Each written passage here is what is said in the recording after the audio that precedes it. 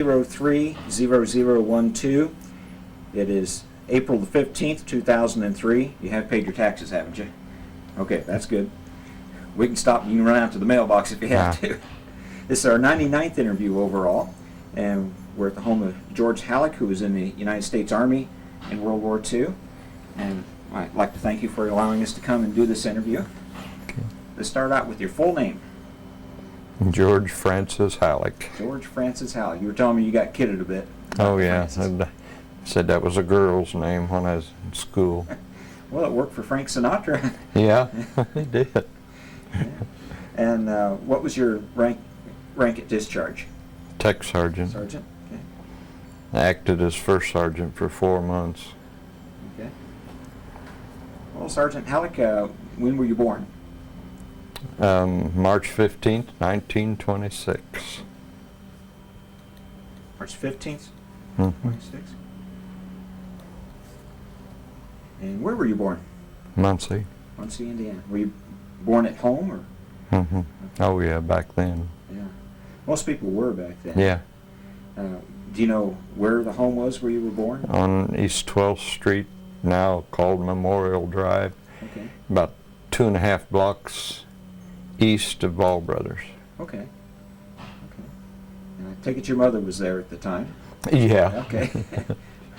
It's amazing how many fellows will tell me yes on that. Well, tell me about your mom. What was her name? Mary. Okay. Mary, and what was her maiden name? Bias, B-U-I-S.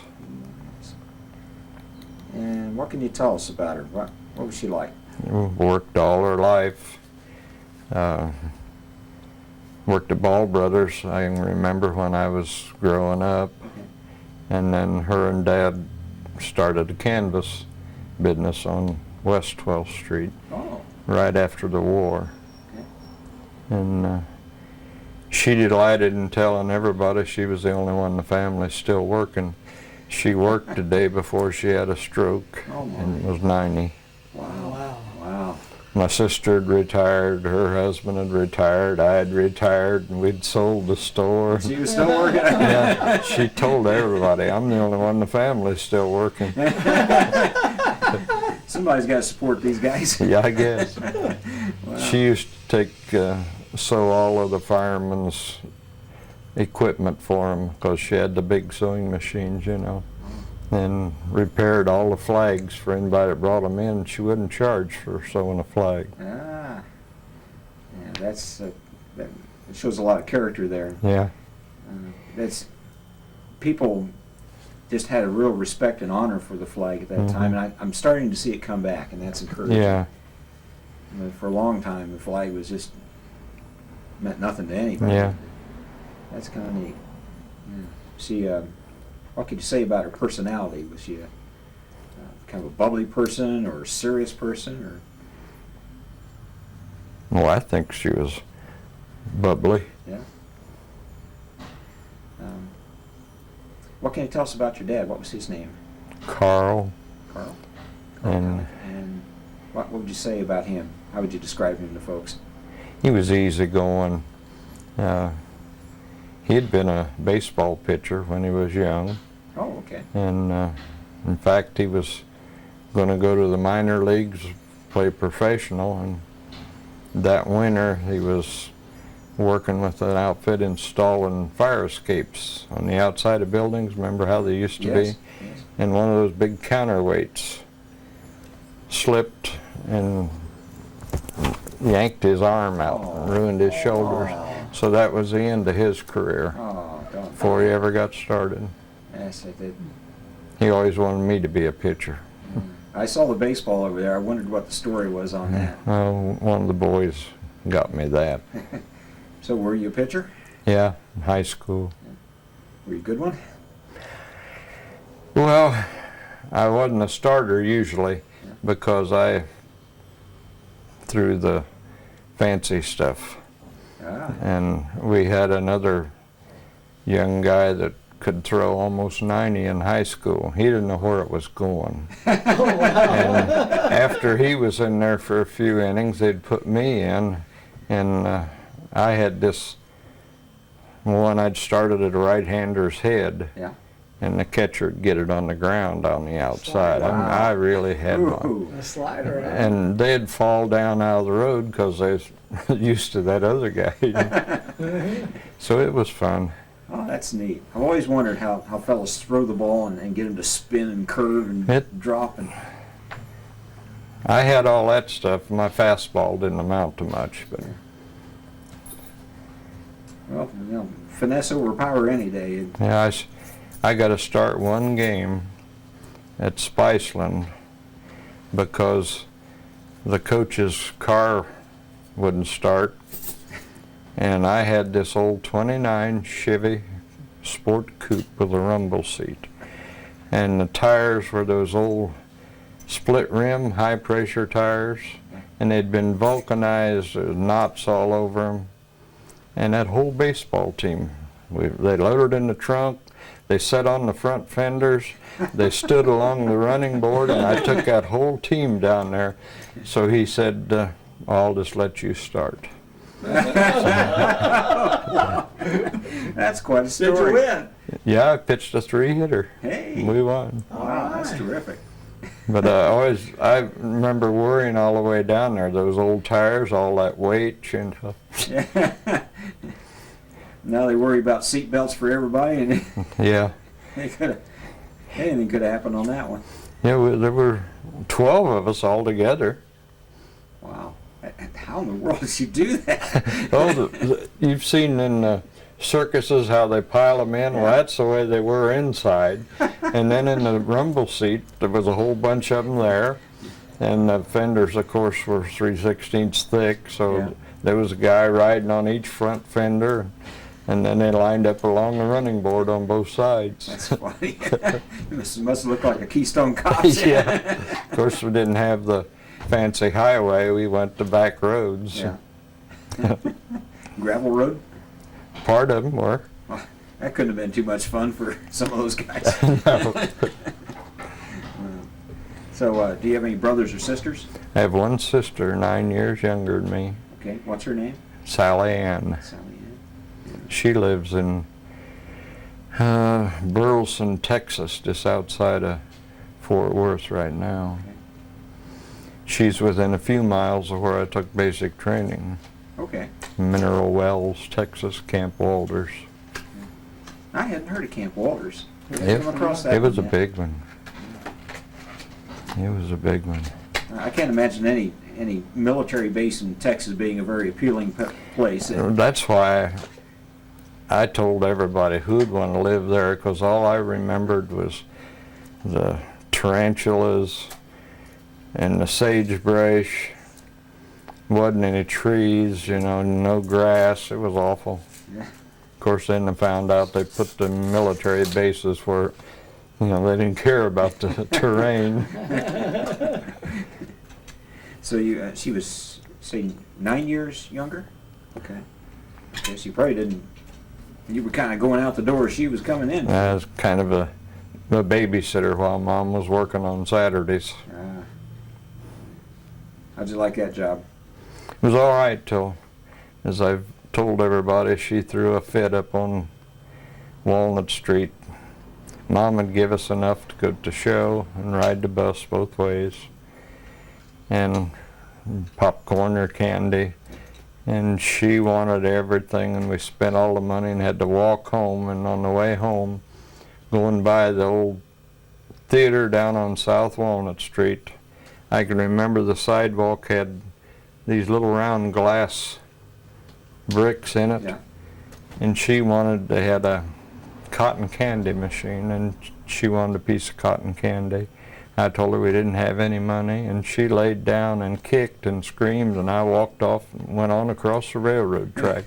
And then she came crying after me, and I told Mom that was it. I wasn't doing it anymore, and I didn't. Oh, boy. So, what kind of things did you do for fun as a kid? You played a little baseball, it sounds Yeah, like. quite a bit. Yeah. Have any special places that you went around the house? Or, you know, playgrounds or schools or anything? We didn't have, we played in Indiana Bridge's grass lot by their office. Okay. It used to be bigger than it is now, but Yeah. that's where we usually played, or we went down to Heacon Park when there weren't any other teams. But back then, all the companies had softball teams, and it was usually busy. Well, it sounds like your parents worked a lot. I mean, did you ever have time to go do anything special, any family vacations or get-togethers? No. Okay. We went to Oklahoma once. I had an aunt out there, or a great aunt, and that was the only trip I remember ever making with them, and that was in an old Essex. Well, that must have been a foreign country to you. Yeah. Yeah, I remember it rained and going over the mountains out there. The roads was washed out. Oh my. You know, just mud roads are part of the way out there then. Wow. I wasn't very old then. Why we hop on an interstate now and we don't even see the country. Yeah. We just flash right Well, see, past it. when I got out of basic training, there weren't any interstates. And there were, I think, 6 of us that we had hired this guy with a car to drive us to Dallas to catch the train. Okay. Well, paperwork didn't get through. We didn't get our releases, and they didn't have big highways then. But I remember this guy driving like a maniac, scared us to death.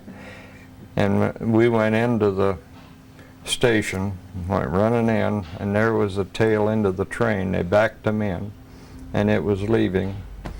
And they informed us that there wouldn't be another one until noon the next day, so we lost a half a day there. Oh, wow. And then went outside, and the MPs picked us up because it was after curfew. Yeah, the MPs always took good care of you, didn't they? Yeah. Well, they put us in a what they called a flop house where you slept on army cots. Well, that was free night then. Yeah? Didn't cost you anything. Otherwise, you probably would have had to pay. Yeah. Yeah, doing you a favor. Yeah. So, when you were a kid, did you have any childhood heroes? I mean, aviators or cowboys or baseball players or maybe somebody in the community, scoutmaster or something? Baseball players. Who were the big ones? Babe Ruth. Yeah. Yeah. And later, of course, Ted Williams. He was quite a player. Yeah. Yeah, if he hadn't have spent all that time in the service, think what kind of records he would have had. That's true. That's true. He went in. A lot of guys didn't go. Yeah. And then you get the fellows like Jimmy Stewart. Yeah. And really put their lives on the line. Mm-hmm. So, did you ever get to see Major League Baseball games when you were a kid? Once in a while, I went to Cincinnati. I suppose 3 or 4 times Yeah. when I was a kid. That was a big trip. Yeah. You ever get up to Chicago and see any of those games? No, I've never been there. Yeah. Never been there. I always wanted to go see the Cubs play. I've been to Chicago a few times, but after I was growing up, Right. of course. But I never went to a ball game. Went to the new Baltimore Park Or did you? a few years ago. Our oldest son was living up east, and he took us to Baltimore. That's quite a park, that new one that they've got. Oh, it's amazing what they do now. Mm-hmm. Every seat is actually comfortable and Mm-hmm. nice facilities. Oh, where'd you go to school? Elementary school was Stevenson on South Malk Avenue. There was a Gibson's, or still a Gibson skating rink, Okay. and it's just about 2 blocks south of where the school was. Is the building still there? No, Yeah, it's I must have been bad. The elementary school, the junior high, and Old Central's all been torn down. Well, I must have been just a bad because Roosevelt's gone and Massachusetts Yeah. Junior High disappeared, and now my school's been taken over by a bunch of Indians. Yeah. So you remember any of your teachers in grade school? Oh yeah. I don't know why, I don't know, but Mrs. Jones was my first grade teacher. And there was a Mrs. Hawes was fourth grade teacher. I only had 5 years. I was 6 in March and started in Labor Day. And I didn't go to kindergarten. Yeah. But I got 2 double promotions, so I only went 5 years to elementary school. Wow, that's pretty good. Yeah, Dad had me doing long division before I went to school. I can remember how astonished I was. Those kids hadn't even add. That's a real key element. It doesn't hurt to advance your kids when they're young. Yeah, So many parents just wind them up and send them to school and expect the teacher to do it. But yeah. it's very fortunate to have parents that cared enough about that.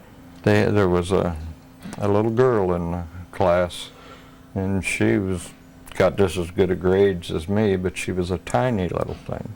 And they didn't want to let her, she didn't get them, the double promotions. They said she was too tiny, you know. Oh. But that's why I graduated. I was 17 in March and graduated 3 months later. Okay. So I went out looking for work, and they all wanted somebody with experience. Of course. I never figured that out. How in the world do you get a job if everybody wants experience? I was kind of backward, but I remember after hearing that a half a dozen times at Delaware Tool, I studied mechanical drawing in trade school, and they asked me that same thing. Well, you have any experience? I can remember I actually blew up. I said, how am I ever going to get experience if nobody will hire me? And he just laughed, and he said, well, you got a point there. Did he hire you? No. No. Darn. I went to Indiana Bridge, which is still in business, and they promised me that if I worked in the shop for 6 months that they'd put me in engineering. Oh. And instead of that, they taught me to weld, and I welded on gasoline barges. Huh. And made big money for 75 cents for a lineal foot of weld, and they had it all marked, plus you got 75 cents an hour. Wow. And That's good money then. yeah, Yeah. some of the, we called them fly-by-night welders, would come in, and in 3 days they'd make wages other people couldn't make in 7. They were so Yeah. fast and good, you know, and then they'd be drunk the rest of the time, wouldn't show up Use for it all work. up. But then they went on strike, and I got a chance to go to work in the engineering at Chevrolet or Indiana Steel and Wire, Kitson Brothers. And I remember my folks telling me that back then, I guess the automotive only worked 6 or 7 months out of the year. They had big layoffs, you know. So they talked me into going to Kitselman's. And I was never laid off, but I never made much money. It's the law of averages. Yeah. When you were in high school, did you have a pretty good idea what you wanted to do? I thought I wanted to be an engineer. Okay. Of course, we didn't have any money. There was no chance of school. And then as soon as I turned 18, 1 month later, they sent me for a physical. 1 month after that, I was 1A. And a month after that, almost less than a month after that, I was inducted. So. Well, the government can work fast when they want to. Yeah, So when did you actually graduate high school? 1943. 43? Mm-hmm. Okay. Before the war started, could you see it coming? Well, I guess I was too young. After Pearl Harbor, of course, I knew we was going to be in it. Where were you when you heard about Pearl Harbor? I don't even remember now. Some people it's very vivid, and others just Mm-hmm. I don't we remember. weren't in school because it was on Sunday. Yeah. At the, Well, see, then I was only 15. So. yeah. Did you want to just get up and join right now, or was it just? No, I never felt I'm still that way. 15. So you graduated in 43, and you say June 10th. June 10th, Mm-hmm. and then when did you actually get drafted? I actually was inducted on 14th Okay. of June. Wow, that's pretty quick. That's pretty quick. So you get the letter in the mail. It's time to go. Where did you go for your induction? Fort Benjamin Harrison. Okay. And right off the bat, I didn't know there was pots that big. Put on KP right away, like they did in all the newcomers. But Oh yeah. and I mean, Yeah. gigantic pots. I earned my silver spoons. I was an A. I can remember when I was down there for 4 or 5 days, and I thought, boy, what a job that quartermaster, where they handed out the uniforms and all. I thought, boy, that would be the job to have. Well, they put my name on the bulletin board that morning. I was going to be working in the warehouse handing out stuff. Put us on a troop train. I never got to do it. That was quick. Yeah. Now, when you went in 43, how much were you aware of, I mean, as far as where we were in the progress of the war? Well, we just had the invasion. Okay. D-Day, it was just a few days before that, you know, the 6th or 7th, whatever it was. And so you were getting enough news from the front that you had some idea Yeah. what was going on. But the Army don't tell you anything. I had no idea where I was going. And they put us on that troop train, and the next thing I knew, they opened the doors down there in Texas, and in June, and it was just like when you open the oven when you're baking. I mean, that train was on was air conditioned, but boy. And there were all of us civilians, and we had all these duffel bags and all that stuff, and it was 3 or 4 miles to the camp from the siding that they let us off. Oh my. I can still remember what a bunch of sad sacks that must have looked like. Guys were dragging their bags. And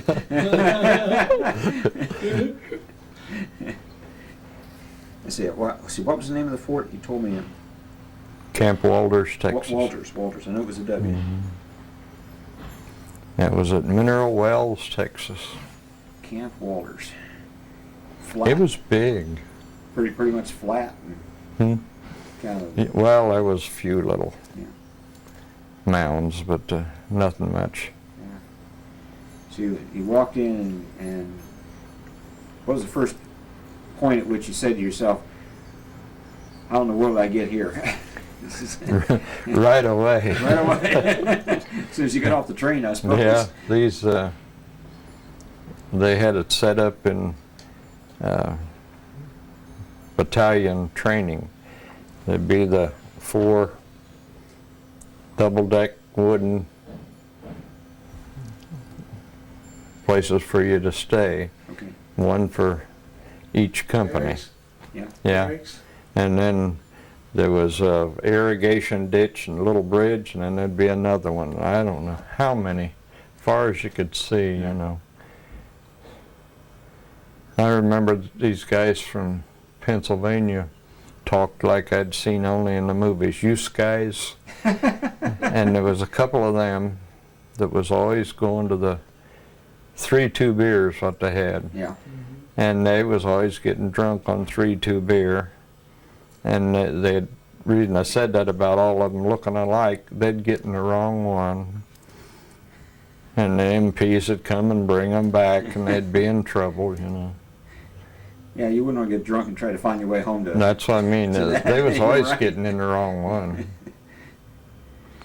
We're lucky they were able to get out in one piece, because in our barracks, if someone come in from another barracks, they weren't invited, they got. Is that right? You guys were mean, weren't you? I remember when it got time to leave, they appointed a temporary NCO to march you to the troop train. Well, you know who they named as that guy? The one that had gotten the wrong. One of them, he went in and dumped the sergeant's card over, or bed over, and it wasn't even his sergeant. So he was up before the old colonel 2 or 3 times, so undoubtedly the colonel, I recognize that name. The only reason I could think of that they made him the acting NCO. Let's make sure he made it there. That's true. So, did you have a very nice drill instructor? Or? Yeah, he was tough. He was mad because he'd been wounded, and they sent him back here to recuperate, and then he wanted to go back into action, and they made a training sergeant out of him, so he didn't like that, so he was tough. Remember his name? Getman, Sergeant Getman. That's one of the things we're looking for, is names. Where we People's can. had contact. One reason I remember is because we had our rifles all tore apart one day of cleaning them, and he came in and, "What are you doing, soldier?" And I said, "Cleaning my gun." Ooh. "That's a rifle or a piece." And he made me do 50 push-ups. And boy, Miss it every time, right? boy, you know, I hadn't been there very long. By the time I got that last one, I was coming up kind of crooked. And this buddy of mine was in the next cot. He was just rolling on the cot laughing. And this Sergeant Getman just stood there sober-faced, you know. And they said, "You think it's so damn funny? You get down there and give me 50. Oh, boy, I bit my jaws to keep from laughing. I wasn't laughing. That's funny. So what was the hardest part about basic training? Qualifying on the .45 pistol. Ah, okay. Tough. What was tough about it? I mean, The way it jumped, you know. You gotta have a certain pattern. Yeah, and when afterward, standing back and watching the other guys, it was funny because they had this hill and they'd cut it down and there was trees way up on top and shrubs and things. And when they called for rapid fire, you'd see limbs and leaves falling. I just barely qualified on that. But the rifle, I got marksman on it, and shoot, I'd never fired anything in my life. On the other hand, we had guys that belonged to rifle clubs, and they had an awful time because the Army made you do it their way. Remember that? yeah. You had to be hurting. Wrap that sling real tight, remember? Did Wow. they run you through really quick to get you up to Europe, or do you feel like you had the full basic training? I was heavy weapons. Okay. We even fired one of those 155s. They had done all the loading and aiming, but we actually pulled the thing to fire it. Okay. And we had a week's bivouac where we took mortar training, you know, Right. and also a week on machine guns. But the rifles you qualified on, they only had one batch of them, and if you was lucky, you got to go to the firing range in the morning, because by the afternoon they were so hot you couldn't hardly hang on to them. Yeah. Yeah, the machine guns. You talking about machine guns on a tripod, or like Separate Thompsons, or- tripod. Okay. That's as far as I got, was #2 gunner. Okay. I carried the tripod across the Remagen Bridge. Did you now? We were the first infantry across. The 9th Armored Yeah. took the bridge, and it was a railroad bridge, and the engineers threw 2x12s down on it. Huh. So the trucks and things wouldn't have to run on the ties, and the Germans were trying to blow it up. And then they was flying bombers over, and the P-38s of ours trying to chase them off, and they were shelling. They hit the tower a couple times while we were running across. Well, that's the best detail we've had on the capture of the Remagen Bridge. It was a long way across there. Yeah. I can still remember there was an MP captain, and he was making the trucks and tanks go one way. They was going as we was running across. And he told us to go. It was a railroad bridge, and there was a tunnel, and we got to go into the tunnel and catch our breath. Yeah. And as I run by him, all at once he quit talking, and the whole side of his face disappeared. Oh my God. The shrapnel from a shell that just took the side of his face. He was just shocked, you know. It was a while before he fell. But I always remember that, you know. I'd never seen that before. Did you know his name, perchance? All I remember, he had captain bars. Wow. Yeah, I would think you were pretty much out in the open though, running across the bridge, weren't you? Yeah. So, that would be pretty scary, I would think. Well, like I said, out of the training battalion of 1,200 or so men, I was the only one. Time the Army got through with me, I couldn't even float. And I had to take the hike to the reservoir and take a swimming lesson that last week. Yeah. I didn't pass. Oops. And I can remember how wide I thought that river was, you know. Yeah. That's the only time I really worried about not knowing how to swim. I can remember thinking, they're going to shove us back and I'm going to drown in that Rhine Ocean. But it was a long way across there. Never heard it called an ocean. I felt like it was. The other thing I remember about not learning to swim was the ship we went over on was had been the USS United States. Okay. The luxury liner before the war, and they just put quarter-inch plate on our decks and made a troop ship out of it, and there was 9,000 of us infantry replacements on that thing. And as big as that thing was, I can remember the bow would go under and you'd see wave way up there 30 feet above the rail, you know, and they said it was 30 feet from the rail to the water. Well, I thought, what good would it do you to know how to swim? Sounded like you didn't worry about it as much then. So kind of follow the path here from Fort Walters. Where did you go? There was me and a young boy named Gustafson was his last name. For some reason, they said we was too young. All the rest of them that we trained with, they sent right to Fort Ord and they went to Pacific. But he and I got a delay en route, they called it. Okay. 7 days. So come home and went back to Camp Maxey, Texas. That's Texarkana, Okay. Texas. That was for 4 weeks of intensified combat training. We used live ammo, and that was a funny deal too, because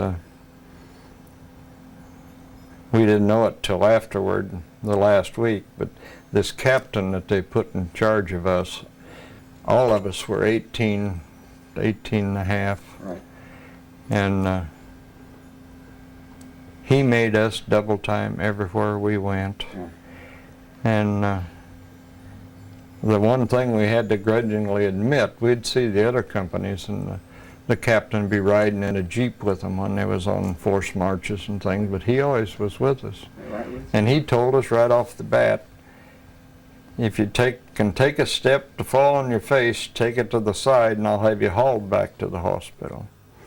He said, if you don't, you'll regret it. But he, the last thing you had to do was full field pack and everything, a 25-mile forced march. And we was back in the camp 4 or 5 hours ahead of any of the others. Holy smokes. And That's really double time. because we were all just kids, you know. Yeah.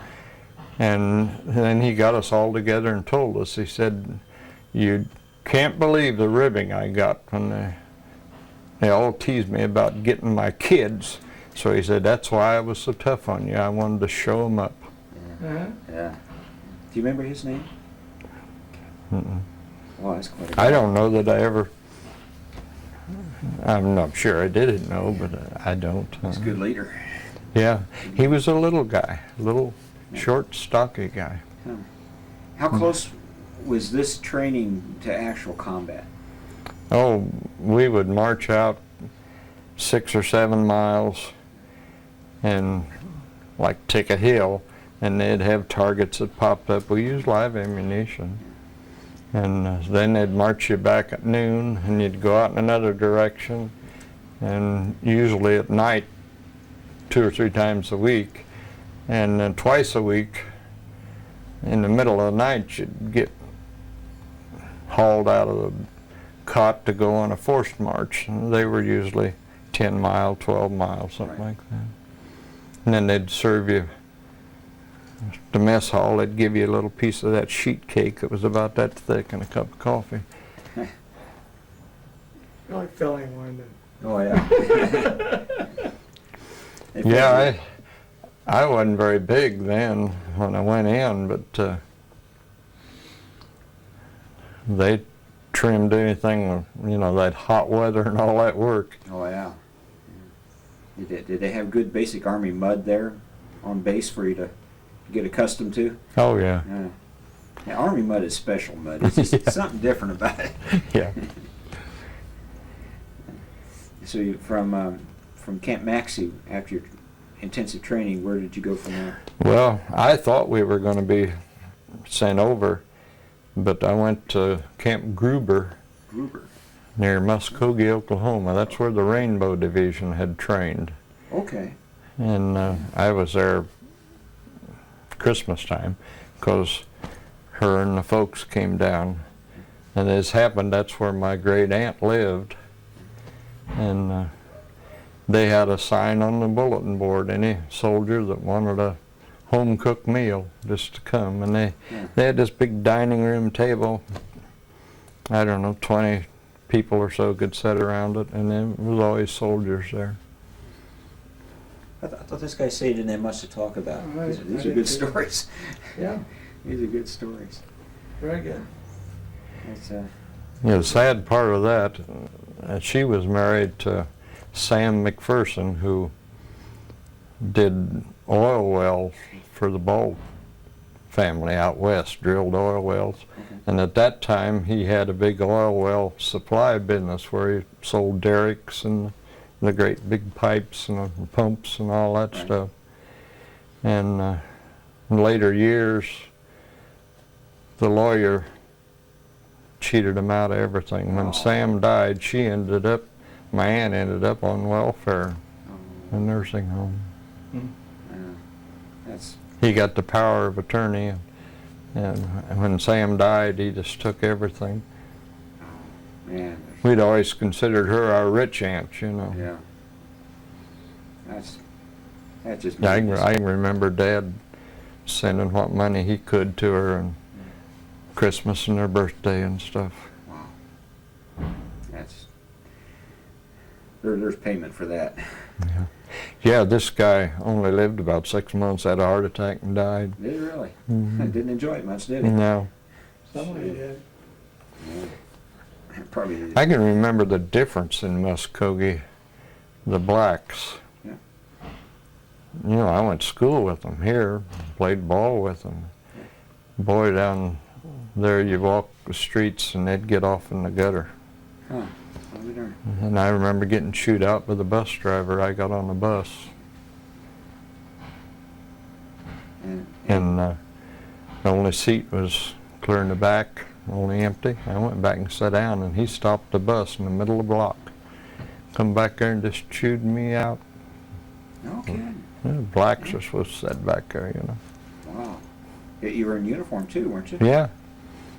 I stood up the rest of the way. Oh, for crying out loud. You know, of course, he didn't say blacks, you know. Oh yeah. Oh yeah. It's an odd time. It's hard to imagine that. Yeah, the only other thing I remember about Muskogee was the Indians having their teepee set up and selling trinkets out along the road. Yeah, they're kind of the main minority out there. Mm-hmm. And we gave them all that land, all that worthless land, and they found oil on it, and all of a sudden, Yeah. we wanted it back. Yeah. Didn't work out too well. Yeah, I went. That had to make you feel pretty strange walking toward a fellow, Yeah, and, it was. and he steps off. Yeah, they did. You know, Did you ever step off for them? no. I think I'd They'd done beat just- you to it. You know. Yeah. Wow. So, from there, That'll be it. oh, okay, yeah. We'll start. Tape number 2, and from Muskogee, where'd you go from there? They put us on a troop train, and we went to Fort Meade, Maryland, and that was the port of embarkation. You know, Okay. Okay. Fort Meade, Maryland. Yeah, I hadn't heard anybody going out to Fort Meade. I Yeah. heard of Camp Miles Standish and Camp Kilmer. A lot of guys went out of Kilmer. Kilmer's where I came back into. Okay. So Yeah. from Fort Meade, you got on USS United States? And Yeah. remember that? Yeah, and another funny thing I can tell you is Didn't get this to you. they had all the New York blacked out at the time. Yeah. And we got on this ocean going or car carrying ferry. Well, as luck would have it, I was the first one. This row filled up, and there it was, pitch black, and I remember they marched me up there, and it was just a chain across. We were standing where the cars would be, and there was the water. I could see the white caps in the dark, I didn't think too much of that. But they took us over at night, and we got on this, and there again we lucked out. Being the infantry, they stuck us right in the middle, clear down the bottom. Oh, yes, of course. But then, as the ship was rolling, we had less movement than anybody else. Did you? Did you now? I Yeah, hadn't thought about it's that. kind of in the middle like that. Yeah. The wax and the officers, they were on the upper decks, and they were so sick. Well, that's interesting. I never heard that told that way before. You usually hear about the guys down below being Well, bad. by the time we got there, the guy that had the bottom sling, he had to sleep with his duffel bag because the bilge water would run back and forth across. We were clearing the bottom. Couldn't have been very pleasant.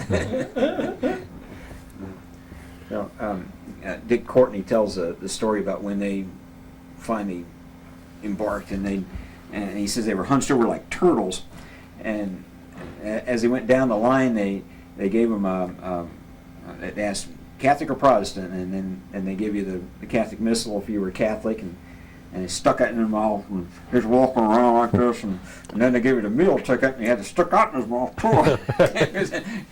Is yours anything like that? No. Yeah, it was a pretty colorful story. So you went across, and being on a liner like that, you probably weren't in a convoy, were you? No. All right. No, and one time during the trip, they had lights out, and they started zigzagging, and they said that they'd sighted a sub, Oh, okay. but I guess they outrun it or was wrong because we never had any problem that way. You weren't disappointed, were you? No. No. No, especially being down there in the bottom. That's where the torpedo would come. I'd done another thing you're not supposed to do. You remember they told you never to volunteer? Yeah. Yeah. Well, this one black boy from Cincinnati and I volunteered after we got on the ship, and we lucked out. Our job, the rest of them had to pull guard duty around ever so many Yeah. bunks, All we had to do was supply the officer's PX upstairs. And you soon learn to carry a big box of Baby Ruths or something and wait till the ship rocked and then run up this flight, and wait till it went the other after you fell a couple times. But everybody around us, nobody got sick. We carried candy bars and oranges. The officers got all that good stuff. Absolutely. Too seasick to eat it. So where did you actually land? Landed in Liverpool, Okay. and they took us right down the gangplank, right onto a railroad car. So all I seen of England was from a train, Yeah. and we went down to Southampton, and they marched us on to LCI, LST, landing craft tank. And it had been one that landed in D-Day, and the doors didn't fit quite right on the front. Time we got across the channel, we were standing in about a foot of water. Gee, that had to be reassuring. You know, they just lined you up and they marched you in row on row of us. Wow. Of course, it didn't get close to shore, so we had to wait at Le Havre to get Okay. in, and it was pouring down rain. And I've never seen mud to this day like there was there. Yeah. I can remember the big trucks going down the dirt road, mud road, and differential, just like he was smoothing concrete. Huh. That differential was making a groove. Gee, that is deep mud. Oh, it was awful to try to walk in, you know. Oh, I It can't was, imagine. it was up to your knees. What, were you carrying full pack most of the time? That's the other thing. They'd got smart by then. All 9,000 of us had a full field pack with blanket roll, extra boots. Yeah. And I remember pouring down rain, and they took us to this big warehouse near the ocean, or the Right. channel, and took all that away from us. They just used us like pack mules. Yeah. And they gave us a shelter half and raincoat, gas mask, just the minimum stuff, you know. Yeah. Yeah, But it's- they had that warehouse full of supplies that way, blankets and everything. So. Yeah. Over there. Then they put us on, we went right from there into boxcars, old boxcars, 40 and 8s? across France. You never knew for sure where you were at, but then they dumped us off at this replacement depot or something. Right. And I can remember they put us on, they had papers for us, and they put us in the back of one of those 2.5 stake bed old Dodges and started delivering. And I was the last one on there besides the driver and the guy with him. And I can remember pulled up out here in the country, this farm fence, and way over there was the woods. And he said, "You're the last one, go over in that woods and find Sergeant somebody." And that was a long ways over there, you know. Time I got over there, it was almost completely dark. And I started asking for him, and he was telling me to shush. And it was, I could hear shells whistling over, and they said, "He's over there." When I found him, all I got out of him, "Oh, you're the new replacement." Yeah. He said, "Find you a hole or dig one." That's everything he said to me. The next morning, just before daylight, they gave me the 2 cans of machine gun ammo and a strap, and we went across cables that the engineers had put across this. It was like a creek to me, but it was just raging. I mean, the water was really, we had to, it was 3 cables, and you walked on this one, and Hell, yeah. that's how we got, right off the bat, the very first day. Carrying all, that must have been quite an act. Yeah, well, see, there's a number 1 gunner that operates the gun. Okay. Number 2 carried the tripod, and then 5 ammo bearers. And we went from there after we got across that place, and I don't remember how long it was, but that same day, and fire they started shooting at us from L-shaped woods up in front just before we got to this town. Man, you got right into it, didn't you? And you know, what it was, a rifle company was assigned a machine gun squad and a mortar squad. Okay. And we were supposed to protect them, and they were supposed to protect us. But they could run so much faster just with their rifles, and darned if they didn't take off to the town. And there, our gunner was set up haystack, and he was set up there shooting, and he was yelling for ammo, and nobody was moving. I was the last one, and I got up and run up there with the 2 cans of ammo, and he was so tickled, said, "Boy, you're brave." I didn't know any better. That and then they were shooting at me.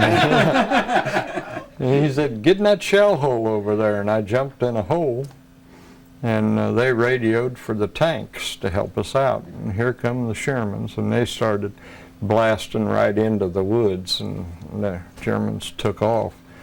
But they were all buttoned up because they were shooting at them initially. And darned if he didn't swing, and I got run over by a tank, straddled me the very first day. Oh, wow. Gee. Whoa. So I got everything that first day. Get a little unnerving. You say, if I make it this day, I can make it in all war. My. Trying to decide which is worse, running over by the tank or crossing that cable bridge. Well, it really wasn't that bad. The engineers had them real snug. You know, they didn't sag or nothing. I was young then. I could carry those cans. It only took me about a week till I was number 2 gunner. Okay. But that's as far as I got. Yeah. I'll take We the went tripod over the ammo barrel. Yeah, that was heavy. I don't remember what the darn thing weighed now, 30 or 40 pounds. It was big. Now, you were telling me over the phone that you replaced the tracer. Yeah, we spent all our spare time pulling I think it was every 7th round was a tracer. And they showed you where you was shooting, but they showed where it's coming from, too.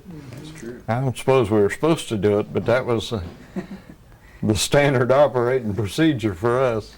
Well, a lot of fellows changed the operation when they were out in the field. Yeah. When they had Well, to see, test it that themselves. gun we had was the water-cooled Browning. Okay. And I think they had a similar thing to it in World War I. Yeah. It was old, but boy, it was faithful. I remember we went across this one creek, waded across, and the gunner was holding it up like this, and he fell, and that thing was all full of mud and dirty water, and we got to the other side and needed it, and that started right off. Wow. We didn't even have time to clean it, you know. Wow. So it was faithful. That is very reliable. Very much so. Now, what was different about the tracer shells in the belt? Did They had look a different marking on them. Okay. I don't remember now what it was, a spot or something on the side of them. Okay, so it's easy to determine which Yeah. one with the tracers. Yeah, I hadn't really heard that one explained to me. yeah. So where'd you go from there? Kind of follow the path as best you can here. You mean after that first day? Yeah, the first day. We went set up in this town. I don't know what it was, but I remember we put the gun. The house was 2-story with a turret, and we set the gun way up on top, where we had the field of fire over the valley. And then we held the town, and then here come another outfit would go through, and they took the next town, and then we went through it. Okay. The first time I knew I was in Germany is when I seen a sign that said Aachen. Okay. Had a arrow pointing. Yeah. We went to Aachen, and I remember Cologne, all the beautiful cathedrals. Everything else was blowed up, but they done a good job of trying to miss the cathedrals even then. And what was the French countryside like at that point? Was it pretty blown up, or was it? A lot a lot of shell holes in the buildings and things, yeah. And 25 years later, they still had the buildings. They didn't, the money we sent over there, they didn't use. Now Germany, I couldn't even recognize. They used, rebuilt, you know. Yeah, Germany was just rubble. Yeah. It's hard to imagine coming back from something like that. Yeah, wife and I got a chance to go over for Goodyear, bought some machinery I helped design and got built. And then they sent me over there for a month and I took her with me. And we retraced where I knew I'd been during the war, as well as went on up into Holland and around. Okay, so you went through France and probably Belgium and France. Okay. You get France and Belgium and then Germany. Did you get into Holland any? No. Okay. No, they. I don't remember whether it was after Cologne, but anyway, they. We got word that the 9th Armored was taking that bridge, and they threw us on trucks and hauled us up to Remagen, and I'd never heard of a jet airplane. Oh, really? I didn't know what that was, but we got strafed by the twin jet that the Germans had. Wow. And that was the time all of us at once lunged, and those oak side rails, we broke them, heading for the ditch. Wow. And then later we took Manching near Nuremberg. They had an airport, and we captured 5 of those twin jet airplanes of theirs. They didn't have enough fuel to run them, or we might have been in trouble. Yeah.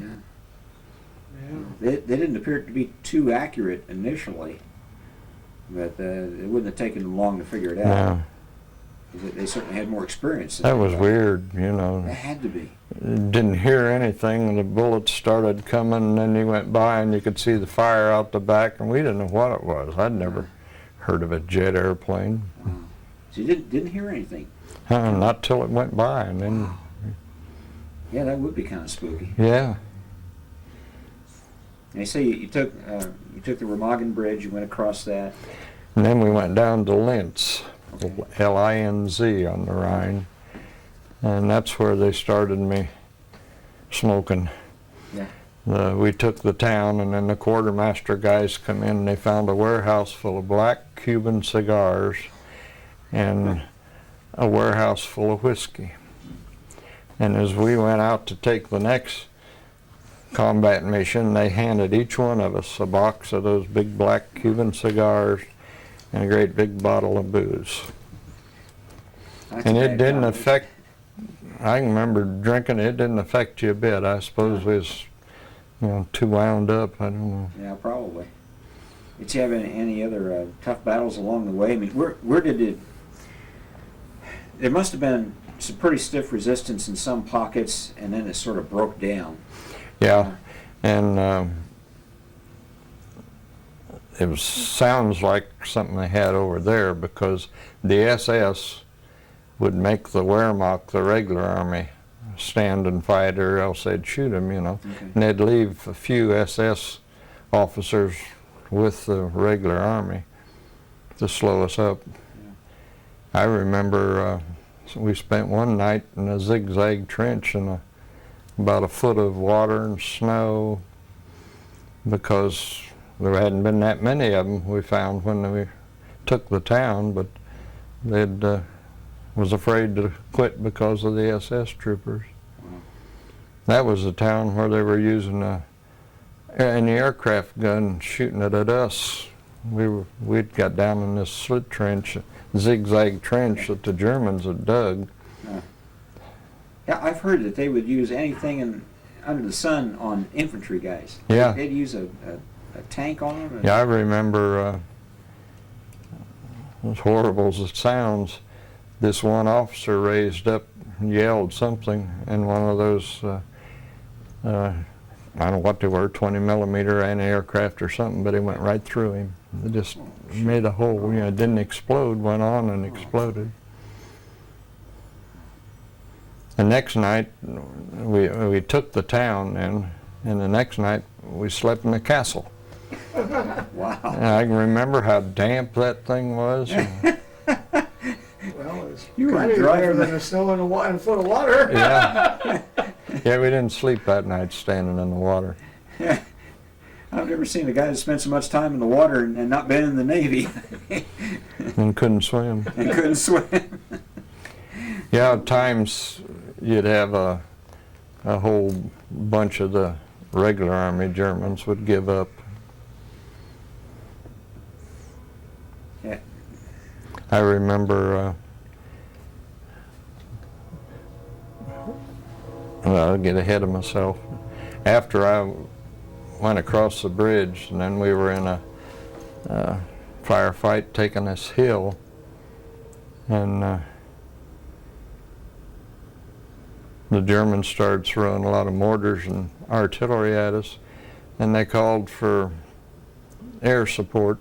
P-38s is what we had, and darned if they didn't drop them on us. Oh, And I remember jumping in a foxhole.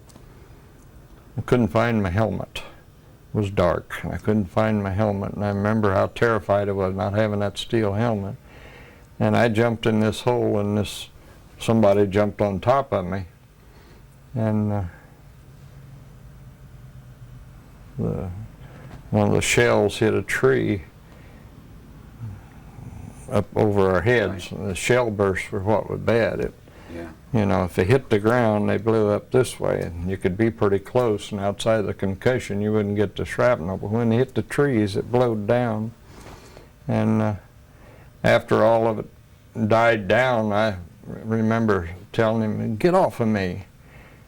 He didn't move, Oh, gee. and found out it was a sergeant from a rifle company, and that thing had blowed part of his head off, you know. And I had blood all over me.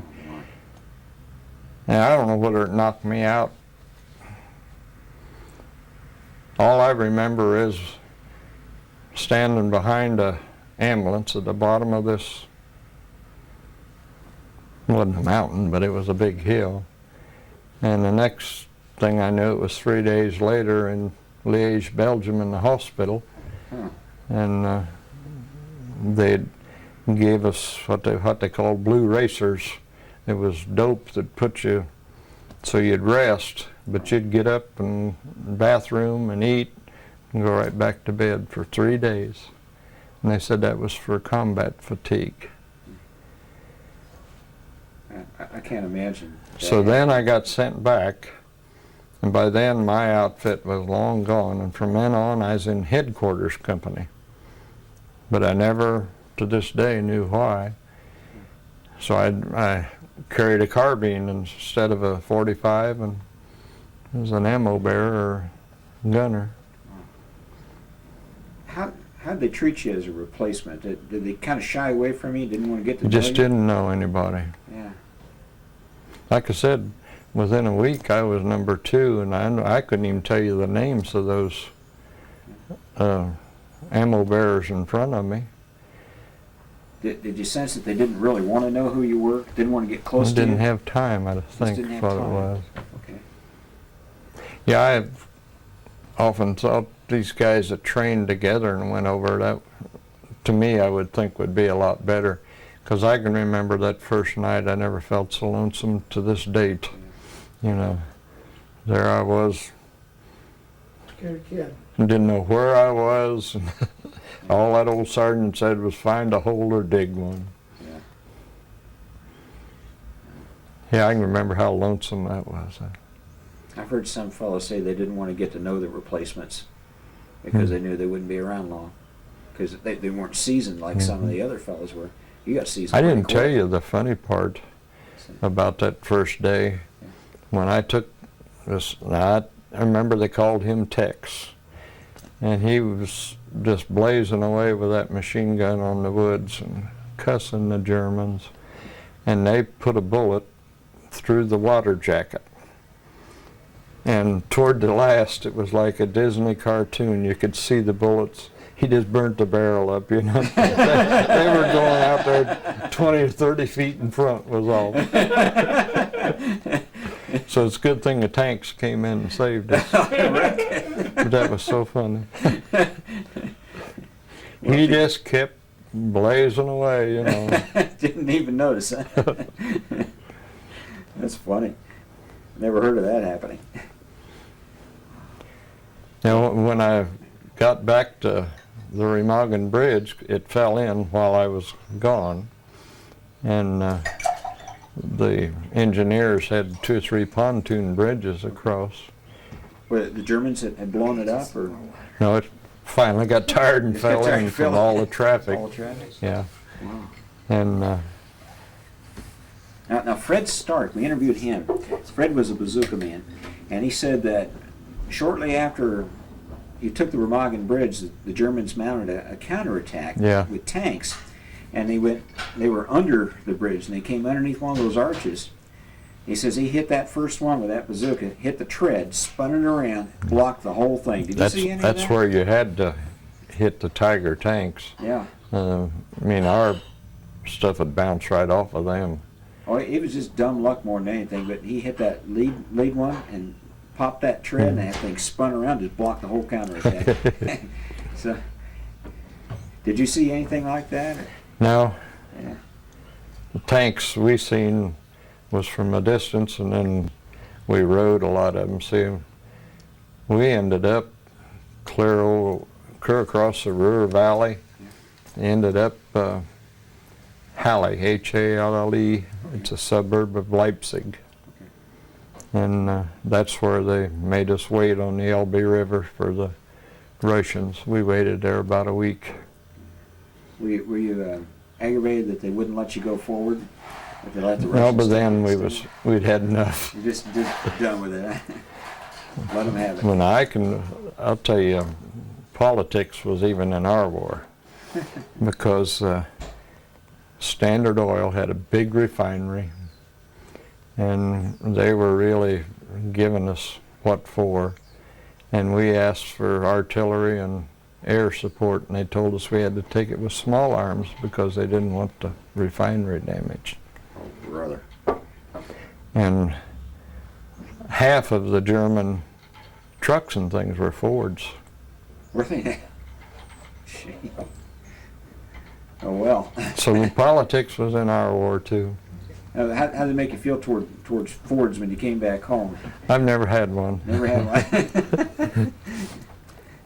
I know we had a fellow that was captured by the Japanese, and he the way he says it, they took us in Toyota trucks. He just that man will never buy a Japanese car, especially a Toyota. What was I going to ask? I can remember we rode miles on Sherman tanks, but as soon as the shells would start coming, we knew they were after the tanks, and we'd get the devil off. But I can remember wondering why they made us walk so much in basic training, and afterward, well, I found out, you know. I went in, I wore an 8 dress shoe and an 8.5 regular shoe. Well, the only combat boots they had was 10.5, and I remember that old supply sergeant saying, "You're in the infantry, they'll walk you into it." I wear 11.5s now. Wow. Wow, they sure did. Yeah, when I woke up in that hospital, I celebrated my birthday, and I weighed 120 pounds. What was the toughest thing that they threw at you? What was the thing you dreaded the most as far as what the Germans were throwing at you? They had mortars that they called the Screaming Mimes. Artillery shell, you could soon differentiate. First day you learned what was incoming and what was ours outgoing. But those mortar rounds, they come almost straight down, and you just heard a and then they exploded. Wow. And that's what they were just blasting us on that hill. And Did you ever get to where you could actually see the Germans, or was it just sort Oh, of a yeah. distant Yeah. figure? I didn't tell you, but when I got back to the Remagen, and they said I wasn't going to join my other outfit, I was there for 2 days. And there were blacks that had landed in Africa as quartermaster. That's all they had them doing back then, you know, driving trucks and things. And they had this white captain, and he was marching them out and live fire, taking this hill or that hill, morning, noon, and night. And they said that after a week or so of that they were really ready. They all volunteered for combat, tried to get the war over or get home. And I remember we were in this forest, and they would volunteer to climb the side of the mountain. They went up them like monkeys, you know. We'd had an awful time. But we found out we didn't dare send them back with prisoners at night, because for some reason they'd come back and say they tried to escape. They were afraid in the dark, and when they were on guard duty, we didn't dare move at night, because any sound, boy, they cut loose. Yeah. But that captain got killed, the white captain, and those guys just bawled like babies. Huh. They really loved him. I'll be darned.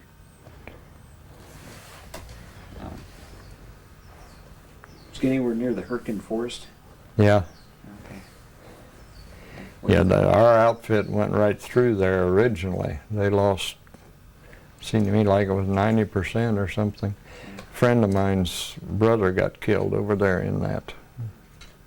That was tree burst too. What was his name?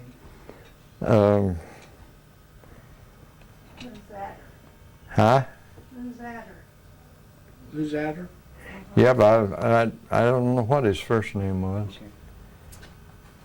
But he was in the 9th, and a friend of mine, it was his younger brother, and he and his wife and kids went over there just this past year and seen his grave at the cemetery. And that was a nightmarish place, from what I've. All the shell bursts and things. Yeah, it was pretty thick too, and you really couldn't see what was. Yeah, it looked like they planted, because the trees would all just be in a straight row, and you'd be going through, and they'd have guns set up down this row of trees. Anybody that stepped in there when they was shooting got shot. We took a chemical plant that they had been working on for 20 years or more, because it was 2 stories, and then they had a ceiling on it that had big high walls and dirt, and there were pine trees, full-grown pine trees on top, so it all blended right in with the forest. From the air, the planes couldn't see anything. Oh, they are. Yeah, that's a good bit of camouflage. Yeah, but like I say, they had to worked on that for a long time to get those trees that big. Yeah, I can't imagine how they did all these underground factories as quickly as they. Yeah, well, slave labor. Yeah, that's true. Yeah, a lot of Russians. Yeah. I remember when we went to, took over the guard duty at Dachau, our battalion, we had some Polish soldiers to help us. And we soon found out we had to keep them on the perimeter. You didn't dare let them get close to the Germans. Yeah. They really hated them. Now, at the time that you were in Dachau, had they pretty much cleared the prisoners out, or were you? Yeah. Well, no, we had those big name ones that they later put on trial at Nuremberg. Okay. They were See, there. Nuremberg was our division headquarters. Well, I didn't realize they kept them at Dachau. Yeah, some of them were there in Dachau. No, they are. So, did you get to see any of them? Yeah, in their cells, you know. That's where I was. I just can't imagine it. 20 years old, and the sergeant major and the first sergeant had re-enlisted, and they'd sent them back to the States for 30 days, plus they went to school. So I was acting as sergeant major and first sergeant of headquarters company and calling reveille and all that. I can't imagine them paying any attention to me, 20-year-old kid. I can't either. You got the authority. So how close did you actually get to these high-level German prisoners? You could go by Just themselves. right by yourself? Yeah, 'cause we were the guards, you know. What was their demeanor? Were they defiant or just sort of biding time? Or? They just, when the ones I seen, just acted like it's biding time. Did you talk to any of them, or just Mm-mm. what do they do? They sit there and read or something, or? What made me mad is they got a shortage of cigarettes, but all the prisoners got their cigarettes and the soldiers didn't. Oh, really? Yeah, for about a week. Huh. Oh, they were just about riots. I can imagine. Yeah. You get thousands of armed soldiers with a nicotine fit. That's a scary proposition. Well, see, in your rations, you got the little packs of cigarettes, so Yeah. they just fed us that trade of smoking. Yeah. Now, toward the end of the fighting, did you run across any Hitler Youth? I noticed they threw a lot of Hitler Youth and older folks. A lot of older ones. I didn't actually see many kids. Now, I heard that the older ones pretty much gave up pretty quick. Yeah. And Yeah, were relieved to do so.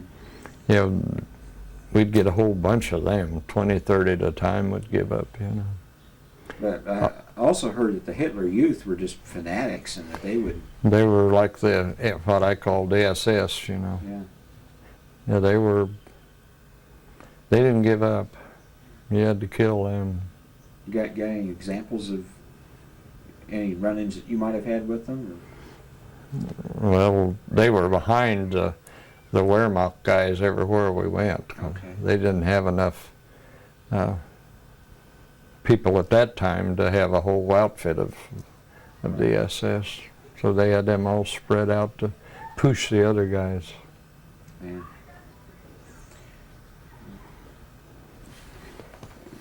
You must have had some pity for the regular German. Yeah. Yeah, and afterward I got to know so many German people, realized how much Hitler lied to them, you know. I can remember that one town, they said he'd been on the radio telling them he'd wiped out our Air Force, and they said that afternoon the sky was black, 1,000 bombers. Oh, I missed that little unit. Yeah. Yeah, they were. What were the German people like when they finally did surrender? Were they sort of afraid of you, or? It didn't seem to be. They were real nice. We had to watch for the SS, and we had to check papers. That was one of my first jobs, was on the Danube River. They'd blown the bridge, so this old German Zeppo was his name. Yeah. And had this ferry run on a cable, you know, to keep it from going downstream. And he'd haul the farm wagons and oxen across both ways. And people trying to escape to the south would want to get across there. Yeah. And my job was to see if they didn't have papers, they built me an enclosure with barbed wire and everything, and every evening the truck would come and pick up the prisoners. But I was supposed to sleep on the riverbank in a tent with K rations and C rations, but I never ate a meal. They'd take me into town and feed me chicken. Or Really? Wow, that was a good deal. they were nice. They wanted to get across that river for one thing. Yeah. See, when the war ended, They start in like the military, guard duty and KP and all that stuff. They got to keep you busy. Yeah. So on the bulletin board they had, you could sign up for schools. And I signed up 2 or 3 different ones, and the one I got was intelligence school. So that's how I lucked out to get to be a tech sergeant, actually. That worked for you? Yeah.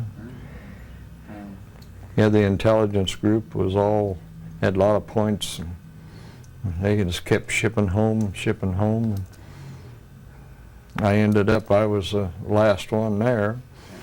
And then they brought a new lieutenant in, and we went to division headquarters and got 7 Americans from the records from German-speaking communities. So we had a security detachment then. Okay. That really worked out good. When the war actually ended, was there some big announcement that the Germans have surrendered? I don't know, just how did you really realize that the war was over? We didn't, of course, hear any announcements or radio or anything, but the officers told us. Okay. There was some sniping for a little while afterward. Some young guy from Indianapolis that I got acquainted with while we was waiting on the rations. His name was Greer, was his last name. And we were walking down the street, and all at once he quit talking, and I looked, and he was falling. It shot him right between the eyes. A sniper from a building, you know. You guys ever capture any snipers? Oh yeah. They treated worse than The others? the ones that the Germans were afraid of was our tank, Okay. because they knew their Panzer guys were really vicious. Yeah. And as soon as the tanks started rumbling in, boy, they was all ready.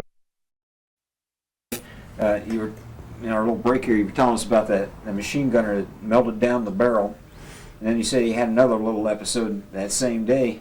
You said he... Yeah, he was going to catch a nap, and the Germans had these Mobile 88s, and you'd just hear them boom, and then the shell would hit.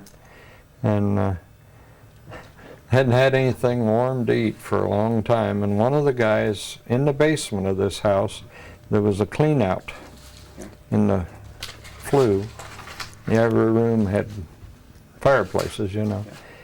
But he built a little pile of sticks and tried to heat up a can of sea rations. And that smoke no more than got out the chimney till that 88 spotted us. Oh, And fired that thing right through the wall, and the stairway came down on him. oh. He was having a really bad day, wasn't he? Yeah, You say he was in the hospital for a couple of days? a couple of days back at the field hospital. He didn't have any broken bones, but he came back with bandages on him. He was that anxious to get back. I don't know, would you get a Purple Heart for something like that? Oh I yeah, suppose you would. I think so. Did you ever get wounded when you were in that Just situation? concussion. I was knocked out for a while, but Well, they sure got close to you on several occasions. yeah. Yeah, like I said, that first day, they was telling me how brave I was running up there with that ammo. You know, small arms fire from the woods 500 yards or so away. But we needed the It ammo. wasn't that noisy. Yeah. I wasn't that brave anymore. You're a quick learner. Lucky you got the opportunity to learn it. Yeah. Yeah, like I said, you know, they were already starting to push them back before we got over there. And they were just, they spread us 9,000 out all over the place, I guess. Did you get involved in any of the Battle of the Bulge? That was Okay. that was what I was in, Okay. where we started to push them back. Okay. Yeah. Okay. And then Ruhr Valley, they called it. Yeah. So when you got to a point where they told you can come home. Well, that was, we were in Dachau then. Okay. Put us on boxcars again, and we went to Namur, Belgium first, to like a big warehouse, and they went through what you were carrying and confiscated anything, souvenirs or anything anybody had. Yeah. And then back on another boxcar and went to Camp Philip Morris Okay. in France. And that's where we finally got on a Liberty ship to come home. You're going from the USS United States to a Liberty ship. Yeah, and the sea was rough. And that thing, the bow would go under and the screws would come out and it'd just vibrate and shake all over. We wasn't sure we was ever going to make it. Took 9 days from Le Havre to get back to New York Harbor. I was happy to be happy Seasick? 9 days. Huh? Did you get seasick then? No, almost, but not quite. I felt queasy, but I never got seasick. I'm surprised. Did well. I can remember the guys lining up to get their food, and I swore those Navy guys that was running this thing done it on purpose. In the morning, the eggs would just be all runny, and the sausage gravy would be all greasy. You know, I can remember guys waiting in line for a long time, and they'd get up there and they'd dump that in there, and they'd look at it, and throw it in the can, and go running. You know, it made them sick to even see it. That must be terrible, because I can remember them leaning down into a 55-gallon barrel and kicking it and vomiting. You know, it must have been awful. So But coming home, I had it made. The Army messed up. First sergeants pulled sergeant of the guard. You know, they made them guard around so many cots and just to keep people busy. Staff sergeants had to pull guard. They completely forgot us. Yeah. Most of the tech sergeants sat on deck and played poker. I didn't gamble, didn't know how. I wasn't going to get took. So I just roamed around all the way home. Wow. That's the only time that rank done me any good. Well, that's the only time I've ever heard a Liberty ship described as a luxury cruise. So you got back to New York, or you came back into Camp Kilmer? In New York, and they put us on one of those trains with electric, and man, that thing flew. I'd never seen anything like that. Right. Went to Kilmer, Okay. and then they sent, from there we went to Atterbury, and I was discharged in Atterbury. So what did you think of New York coming back when you first saw it coming back? Was it Big, kind of... because it was daytime. We had somebody that was sick, and they quarantined us for one day out in the harbor, so we got a chance to look over the skyline for quite a bit. Statue of Liberty had to be something to see Yeah, coming back. yeah. You can see why all those foreigners coming in, you know, really liked that. It must have been quite a sight for them too. I've been to New York, but I didn't get a chance to see it. So You didn't get to go out there? no, didn't go out that way. We took the kids when they were little and rode the ferry out there. No, that would be something to see. Hope to see it sometime before I die. Came back to Atterbury. Mm-hmm. Probably passed right through Muncie on the way. I don't remember. Oh, a lot of guys say we went right through my hometown and they wouldn't let me off. Well, I can remember on the troop train when we were going to Fort Meade, middle of the night, and I looked out the window and said Richmond, and I thought, boy, I'm in Richmond, in Indiana, but it must have been Richmond, Virginia. Yeah. Close. Another funny thing on that troop train, diesel engine was pulling it. And we were somewhere, I suppose, in the Smokies, I don't know, went across the south part and then up the east coast. And all at once it got slower and slower, and then it backed down. They couldn't make the grade, one of these hills. And it was, you know, the banks were like this, and just like we were prisoners or something. They had guards, but they told us we could get off the train and stretch our legs, and we'd all set up on the banks, and we didn't really know what was going on. And then finally they told us they'd sent for the big steam locomotive. And when it showed up, they got us all back on the train, and it just got on the tail end, just pushed us right up that mountain. It didn't have a bit of trouble. But I remember those little diesels wouldn't make it. That had to make the steam engineer feel good. That's a neat story. And not knowing how to swim, another funny thing, at Fort Meade, they give you the so-called physical before you can go overseas, that if you're warm, really, you'd go. But they make you abandon ship on cargo nets, and then they had abandoned ship where you're supposed to jump in the ocean. And it looked like a ship on the outside in the swimming pool, but the backside was just stairs going up. And I got up there and I said, I can't swim. And I remember that old sergeant said, jump or I'll throw you in. And I jumped, I threw my rifle as I went, and they had to fish me out.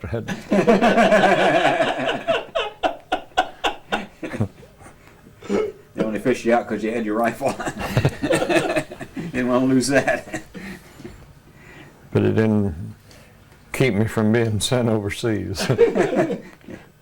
I used to play in White River, down 12th Street Bridge there, Parkamore Bridge.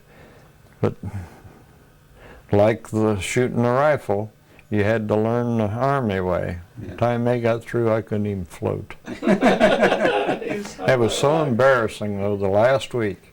Everybody else got a pass to go to town, all 1,200 and some of them.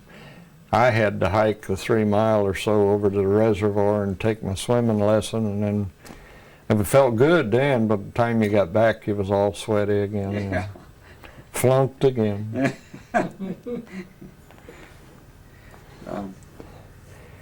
Like I say, I was lucky that some of the other schools were full up, and I got sent to intelligence school and study maps and learn about going behind enemy lines and blacking your face and all that. But they just continually were sending these guys home because they had a lot of points, you know. Right. And then even the officer went home. I went one time and there wasn't anybody there. And then the next time they had this Lieutenant Murtha, the 90-day wonder. And he and I got along great. But I'm glad they called them that in World War II like we did in Vietnam. 90-day wonders. Well, you didn't go to combat with him, though, did you? No, he was, you know, this was after the war was already over. I remember another funny thing. For a little bit, they switched us from the First Army to Pattons. And we had, in Schrobenhausen, Germany, we had taken over the bank building for our headquarters. And my headquarters guys, we were living in a house that had been one of the Nazi bigwigs. Yeah. 2-story house. We were living in that. Well, as soon as he took over, we had to go to the fields, tents. And out of the whole headquarters company, there was 1.5 tents. The shelter half makes half, you know. And there was 3 guys out of the whole company that still had shelter halves.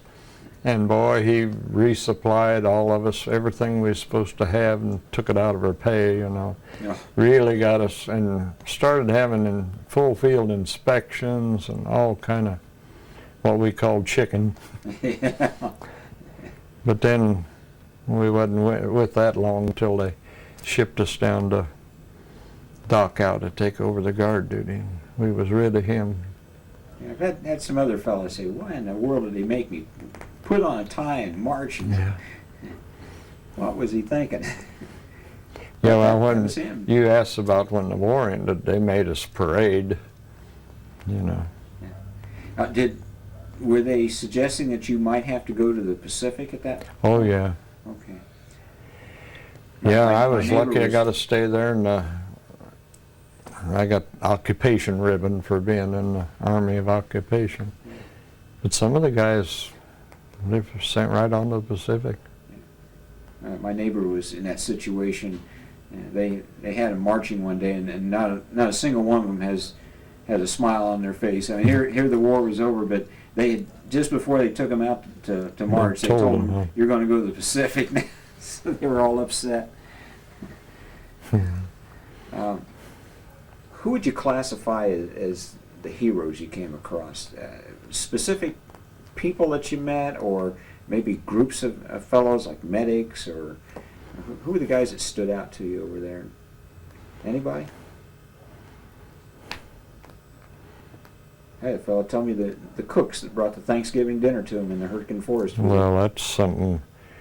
There again, we were assigned to the rifle companies. Many's the time the mess vehicle showed up for the riflemen, and they wouldn't feed us. Mm. We never got a Yeah. hot meal. Anybody stand out as being sort of? I don't know his About- name, but this one, he was a tank commander, and we were in the mountains and the forest, and the Germans had these Tiger tanks planted, dug in, camouflaged, pointing right at where the blacktop road would curve around the mountain, and if they eased around there, they blasted them. And this guy had heard about that happening. He'd go as fast as that Sherman would go flying around the corner, and they'd shoot and miss him, and then he'd blast them. He got a lot of them that way. And he never wore his helmet, that blonde hair flying in the breeze. But he really impressed me, and he led us right through those mountains. But I have no idea what his name was. But now he was a hero. That's quite a picture. Yeah. Quite a picture.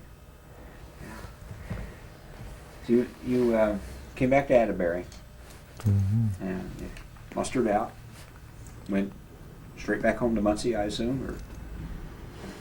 Yeah. The Terhune that owns McDonald's, Yeah. he was a lieutenant down there Or was he now? when we mustered out. And he told us that we had to enlist in the reserves or we wouldn't get our discharge papers. So we all did. Yeah. And I've got discharges there from the reserves as well. Yeah. But I came home, and she and I, the money that, couldn't spend any money over there during the war. Right. And we bought a lot and built a new house and bought all new furniture from June until December. And we got married on December 7th. Didn't have enough money for the marriage license. Dad had to slip me that because we'd spent it all on the $3,380. Had a new house right in town. Wow. And paid for. And paid for. That during that 6 months, we built the place ourselves. My grandfather and uncle and her dad. She and I mixed mortar in a wooden box we made. I laid the bricks for the chimney. I'd never done that. Huh. Grandpa always said that he laughed about it. He said that smoke will come out crooked because I got it straightened back up before I went through the rafters.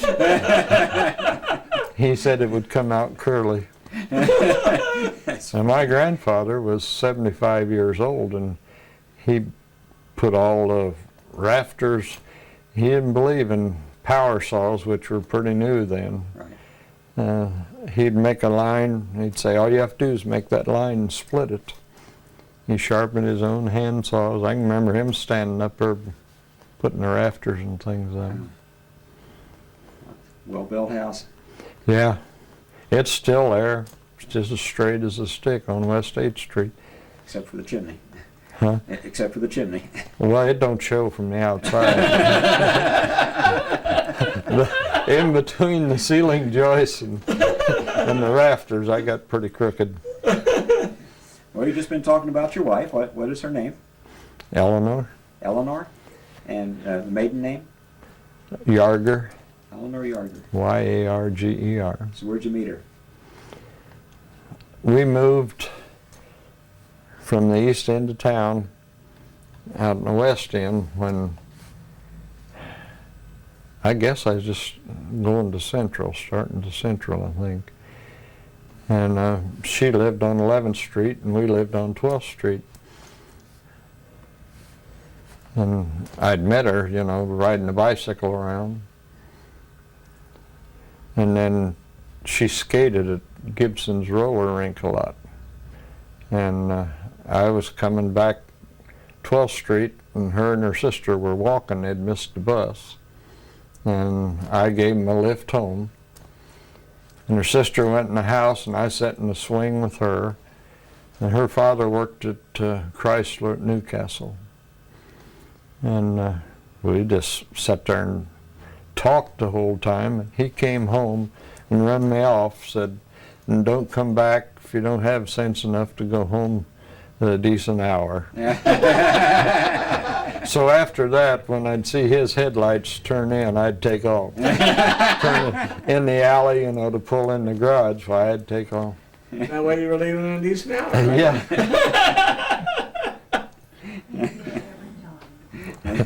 Yeah, she said her dad knew it, he just didn't let on. After a while, as a father, you just sort of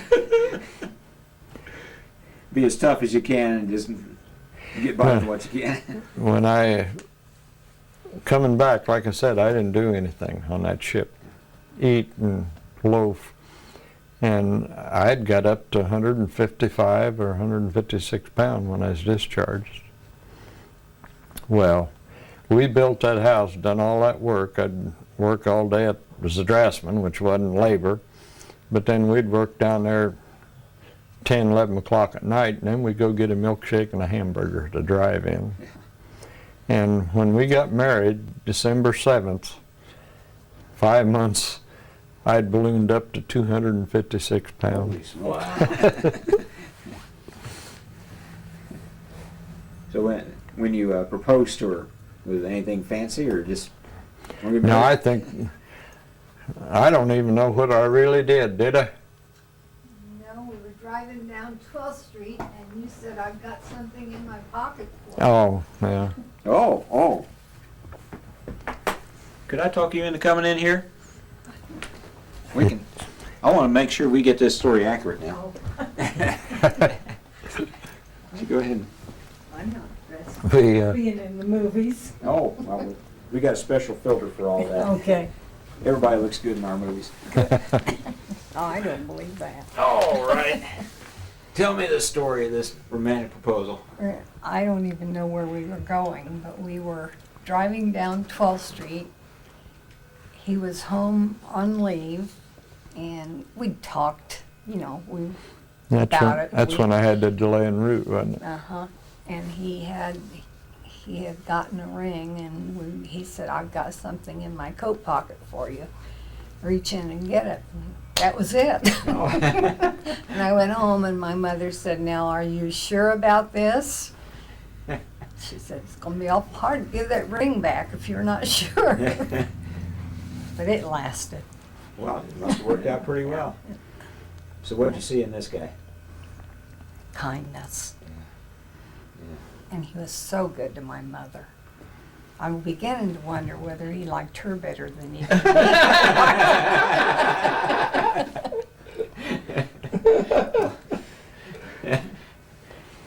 So there wasn't a whole lot of doubt. No, there wasn't any doubt. That's great.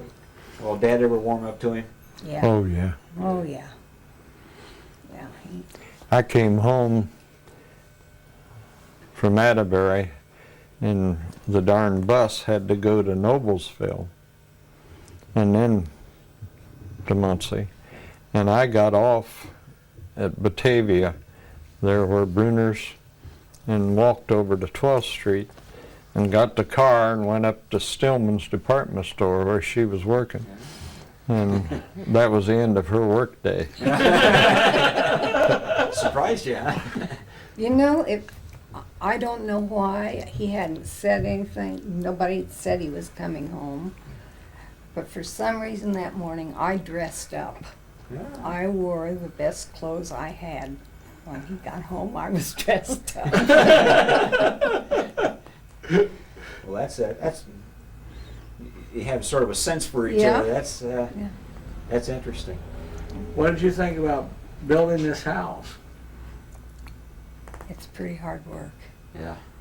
Yeah, I can remember, And I kept thinking, why wait?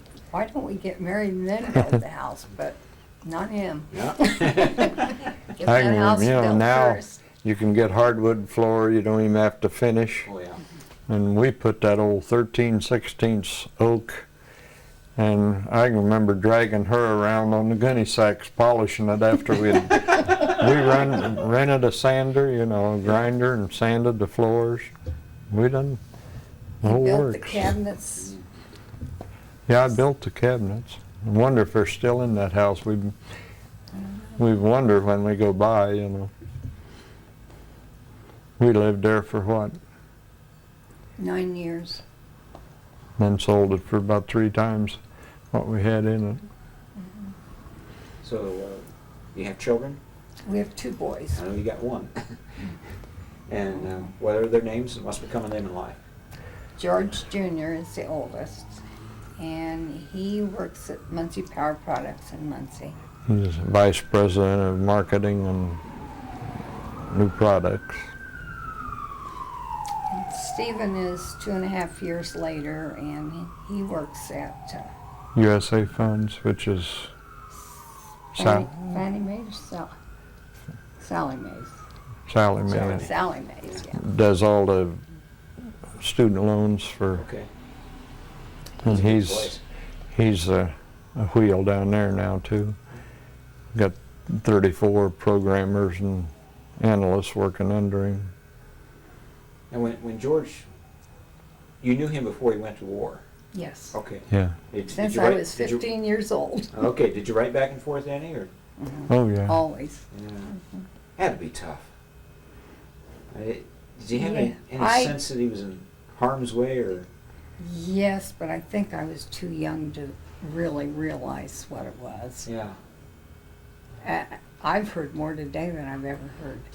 Well, I probably said more today. Yeah. Until 10 years ago, George didn't talk about the Army at all. I mean, we met a few of his friends at different times and went to meet them, but he didn't talk about much of it. I remember I liked the fireworks at the park on the 4th of July, and we went to one after he came home. Yeah, it And just scared he me to death. dove under the blanket. I was going to ask you about that. That- We What didn't things go back. bothered you when you came back? That kind of stuff. Something I didn't tell you, that I can remember the biggest relief when the war was over was being able to take a step and not look for a place to dive, you know, a ditch or Yeah. something. Were you ever bothered with mines? Yeah, had to dig them out with the bayonets. I would be just afraid to take a step anywhere over there because I'm sure you must have. Well, especially when Patton would send the infantry ahead of his tanks, because he said the infantry don't cost as much as my tanks. Yeah, no tanks, sir. They're just metal. Yeah, Of course, the tankers really didn't have it very easy either. I mean, no. they were No, big and targets. I was amazed, unless they were on a paved road, they weren't really worth too much. I mean, if the ground was soft, go across a meadow or something, if the ground was soft, the treads would dig grooves and the belly would land on the dirt and then they were just stymied. Sitting ducks then. Hmm? They were just sitting ducks. Yeah, So you say you were a draftsman with? yeah. I went to Muncie Trade School and took mechanical drawing. Changed a lot over the years, hadn't it? Yeah, I wouldn't be worth anything now. They do it by machine. Yeah. But we got that trip to Europe because I was able to design machines for Goodyear for a wire plant in Luxembourg. Okay. And then they sent a purchase order to the company for me to go over and show them how to start the stuff up. And I asked them if I could take my wife, and they said sure. Nice people. Oh, they were. They treated me better than the wire mill big shots treated vice presidents of steel companies and things. And here I was just flunky, you know. They even bought us a new Volkswagen to run around in over there. Holy smokes. And I asked the plant manager, I said, the plant was 17 kilometers outside of Luxembourg City. And I said, well, can we do a little sightseeing? And he said, you can go to Spain if you want to, as long as you're back here the next working day. So we ran all over Luxembourg. I think we were in every castle that you could get in that wasn't a private home during the time we were over there. Well, that's pretty neat. Wow. Yeah, that is. And then all my equipment worked. And the big name Vaughan Machinery is known worldwide for their wire industry. Their machines, the bearings had froze up and they had all kind of problems.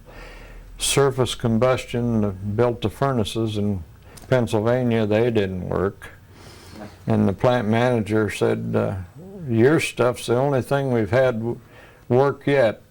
So he said, let's celebrate. And him and his wife took us over in France to a restaurant that was on the side of a mountain. You could see the valley and stuff back there, real fancy. And then he said, no sense penalizing you because their machinery won't work. Get your wife and go on, run around Europe for a couple of weeks. Wow. So we went to, I had a Hertz preferred customer through Indiana Steel and Wire card, and they laughed at me. Said, you'd had put your name in 3 months ago. And Avis was nice, didn't laugh, but they said the same thing. Right. And so I went back to the plant on Saturday morning to give them the Volkswagen back and get my briefcase with the prints and things. And the plant manager was there and he said, did you get fixed up? And I said, no, we couldn't rent a car. Guess we'll have to take a train. And he said, oh, we can take care of that. So the cab company, and the cabs in Luxembourg, by the way, are all big Mercedes with leather interiors. And I'm used to our cabs being old junky things, you know. You never seen a scratch or a dirty one. I mean, but anyway, at the cab company, they had car rentals. And we got this little Ford, little German Ford, like I was an employee of Goodyear. Cost us $4.25 a day is all. That was insurance, unlimited mileage. Wow.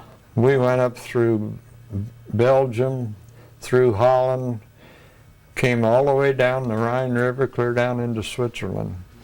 But in Germany, we took off and went to Namur, Belgium, and Dachau, No, we didn't go to, Remington. we Huh? didn't go to Doc. Went by.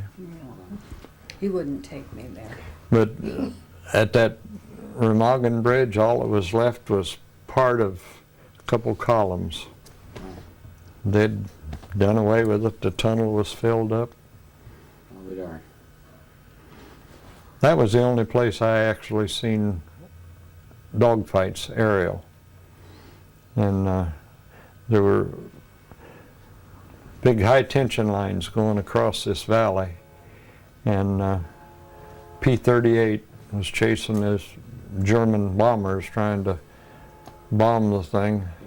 And he hit those wires, and it was just like slow motion. Hear explosion, pieces and fire coming down. Oh, I still remember that. But that's the only actual dogfight that I ever seen. Well, they would have just gone all out to blow up that bridge. Yeah, That was quite a loss. yeah. And by the time I came back to protect when I went to hospital for 4 or 5 days, I got back, we had anti-aircraft all along there to protect the pontoon bridges. That was something to ride across a truck on a pontoon bridge, like pushing a wave, the front wheels just. For a guy that's not too crazy about the water either. Has he ever taken you on a cruise? Yeah. Been on 2, but he didn't want to go the first time. Okay. Yeah, our kids sent us on one down to the Bahamas, Nassau, and all I could remember was that darn Atlantic out there, how rough it was, And we got on this big thing, and we had to go up all kind of stairs, and I thought, boy, we're getting up on top deck. We got inside, and here was like a big fancy hotel with elevators and 3 or 4 floors up there, And they told us that thing had wings that would come out underneath, computer operated to stabilize it in case of rough weather. Huh. But it just smooth as silk. Even better than the Liberty ship, huh? Oh yes. Oh, wow. Did you get any medals or ribbons while you were there? You said you got the occupation medal. And I saw a couple bronze stars. Was that? Yeah, I think this thing lists it. I know one of them lists it. Okay. Well, you had to give it to me. I got my reading glasses at home. Now see, you want her to read it to you? You got your good conduct medal. Yeah. Did he deserve that? Oh, okay. She don't know. And your victory medal for World War II. Let's get under the light and see if I can bring it in on the camera. Oh, okay. Yeah. See, I've got 2 discharges there from the reserves too, One was active and one was inactive reserves. and they tried to get me back. Where you at, Don? Over here by the lamp here. Hold it back some so you can see. Okay, there we go. Pretty close.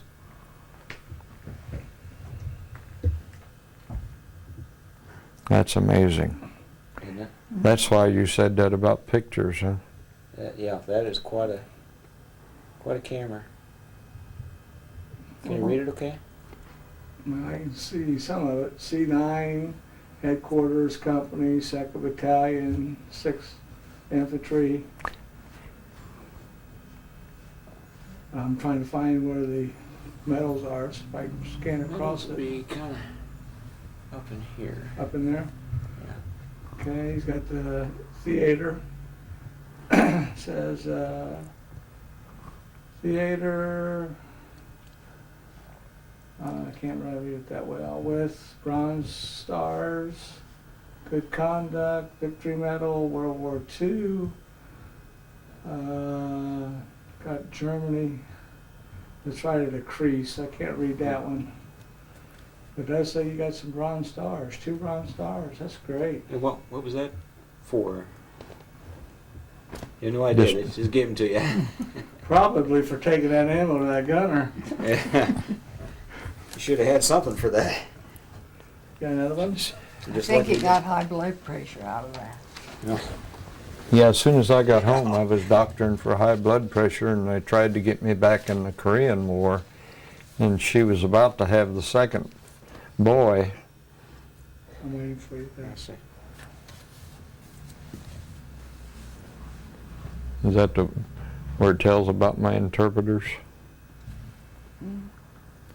Probably. Yeah, Basic it does. training, administrative, communication officer or something officer, intelligence non-commissioned officer, Muncie, Delaware County, 14 June 1944, 15 June 1946, 15 March 1920, is that 26?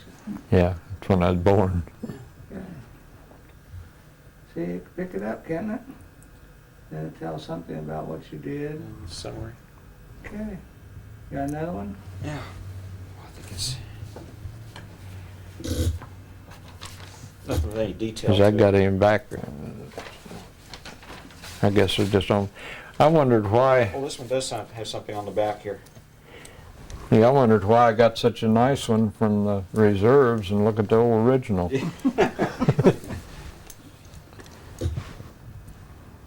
Was employed by Indiana Steel. Yeah, I can read it. Let's get it and I'll scan over it. Machine shop, mechanical drawing, Muncie Trade School, Muncie, Indiana, 1943. 1,664 hours. Yeah, where did they get that, I wonder? Yeah. From the school system, you I suppose? suppose so. That seems to be what it's about. I really lucked Yeah, out focus on your on eyes. not having to go to the Korean War. I'd been doctoring for high blood pressure ever since I got back, and they sent me word that they'd put me in the hospital down at Atterbury and get my blood pressure down, and then they'd induct me.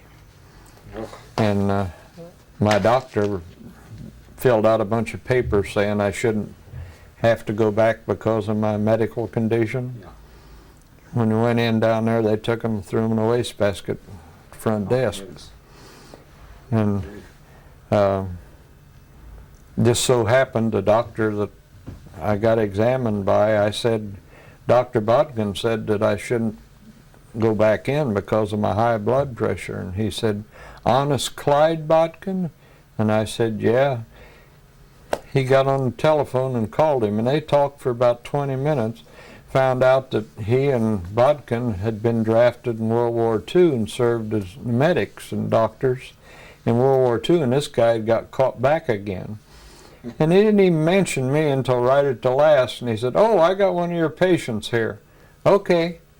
And I got discharged. So if I hadn't have happened to have got a friend of the doctor's, I'd have been over there in Korea. Probably dead from high blood pressure. Yeah. That had to make guys feel pretty crummy. I mean, they'd just been through one war, and now a lot of them are being asked to go Yeah. to Korea. That's Yeah. It's not the kind of thing you want to do more than once in your life. No, and we'd had the one boy, and she was about ready to have the other one when they was after me. I'd quit smoking, and then when they started after me, I started in again.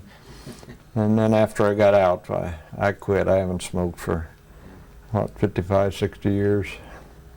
We interviewed a fellow who smoked pretty heavily even while he was in the Japanese prison camps. He still figured out a way to smoke. And I said, what made you quit? He said, well, I'm a doctor. I looked at the x-rays of other people. You know, that's what gets me at the hospital. So many of those nurses and people go outside and smoke, I you know. I've noticed that. And they know better. Yeah, they should. But you know, on the oncology floor, you don't smell yeah, anybody's breath that's had cigarettes. Yeah, see, Yeah. They don't. 030012, tape number 4. And here you are, what, a couple weeks ago maybe? Yeah, pretty sharp. Now, on the kind, he was a handsome fellow too, wasn't he? He still is. Still is. wasn't old then. Yeah. He keeps What are saying you that doing? about me. I wasn't old when he Now, married where me. was this picture taken? That's at Camp Walters. Camp Walters. Yeah, that's outside of one of the barracks. This happened. You took this when you came home All on right, leave. let's see what Huh? else we have You here. did this one when you came home on leave, didn't you? Yeah. Let's go ahead and move this picture over and we'll got a couple in here. That was after basic training. That's Which that one do you want to picture- get first? I got the lady first. Okay. I mean, I kind of like looking at the lady. I think that must. Hmm. That was Graduation picture almost. So which, say it wasn't your graduation picture? No, but it wasn't. about the time he first got to know you? There you go. Yeah. I could see the attraction. You can look at it here. Yeah. I need to tilt him forward just a little bit. Okay. A little more. A little more. There we I go. see. Got There it we go. now. No, he wasn't a bad looking guy. See, that was after basic when you could let your hair grow. Oh, okay. That's the only thing I remember about basic. You could wash your face and just run your hand right up over your head. It is easier that way. That out together. Yeah, my teenage daughter sees some of these pictures that I bring home of these fellows, and she said, well, he's cute. Yeah, who's that? Yeah. That's the old man. I just got to. I got to focus on your eye again because I Yeah. focus on something other than the picture. I got to go a little closer. There we go. There we go. Okay. Well, something I'm curious about. Is there anything in your life that you wished you could have done that you haven't done yet? Had money. Yeah, I mean, if you had That's the pretty money normal, and isn't it? money and the health and everything to do just about anything you wanted to do, you ever thought of something you'd like to do? Well, I'd Place like you'd like to go? I'd like to have enough money to travel, take her places. We've done quite a bit, though, when you We've traveled. think about it. We flew from Dayton to New York to Iceland to Luxembourg City, and then we drove through France and Belgium and Holland and went clear down into Switzerland to Liechtenstein and Austria and Switzerland, and then back up through southern France and Germany back to Luxembourg. So we've been in a lot of different countries. My foreign travel amounts to going to Niagara Falls. We went there years later. We had my old aunt with us and my boys. But we camped then. Yeah. We stayed in rooms in Europe. Yeah, Goodyear was so good. They put us in the Conn's Hotel on, what's the big street? The Avenue of Liberty. Avenue of Liberty. It's about 6 or 8 lanes wide, and this occupied a whole city block. And we found out that there were 3 rooms that had their own bath. Otherwise, it was, I mean, a big room with lavatories all along one wall and stools along the other. You know. Men and women, you could go in there and sit side by side. You ever thought of They about didn't it? know, and they had them out in the street that way, you know. But Goodyear fixed us up with like a suite, you know. It had a bath, the shower, the whole thing was tiled, great big. The bathroom was It was half as big as this room. yeah, just the bathroom. was. Well, you sure must have had to answer to something. They Goodyear was awful good to us. But their beds are lousy. Yeah. Their beds are lousy. I remember in Holland, in Amsterdam, the stairway, this place we stayed, was, you rub both sides going up. And we wondered, well, how on earth to get the bedroom furniture up there?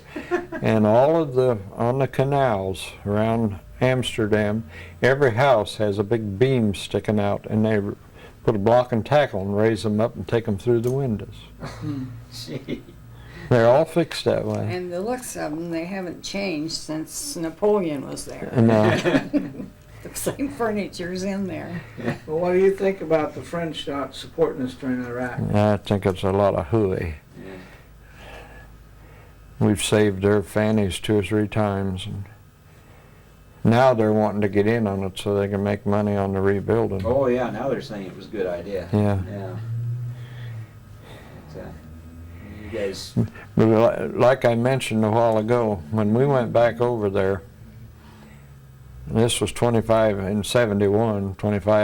years or so after the war, and buildings and things there in France, they still had bullet holes, and they hadn't rebuilt. And I took her to this one little town where I rode the ferry, Right. checking papers, and that had been Grossmering and Kleinmering, two little towns, and this farm community, and a gravel road. And now they've got an exit off of the Autobahn. Big signs up there and a big paved road right through town. And where that bridge was blown, they've got a hydroelectric plant. They used our money and built the place up. You're right. It kind of makes you wonder where that money did go. Yeah, France in was not France, yeah. clean like Luxembourg and Germany and Holland were. It was, I mean, there was trash Yeah, along the long, fence rows, and you didn't find any trash anywhere else. the It just Goodyear wasn't people there. told us that you wouldn't need the border guards to know when you go into France. And in Luxembourg, they mowed the right-of-way along the roads. The farmers harvested it.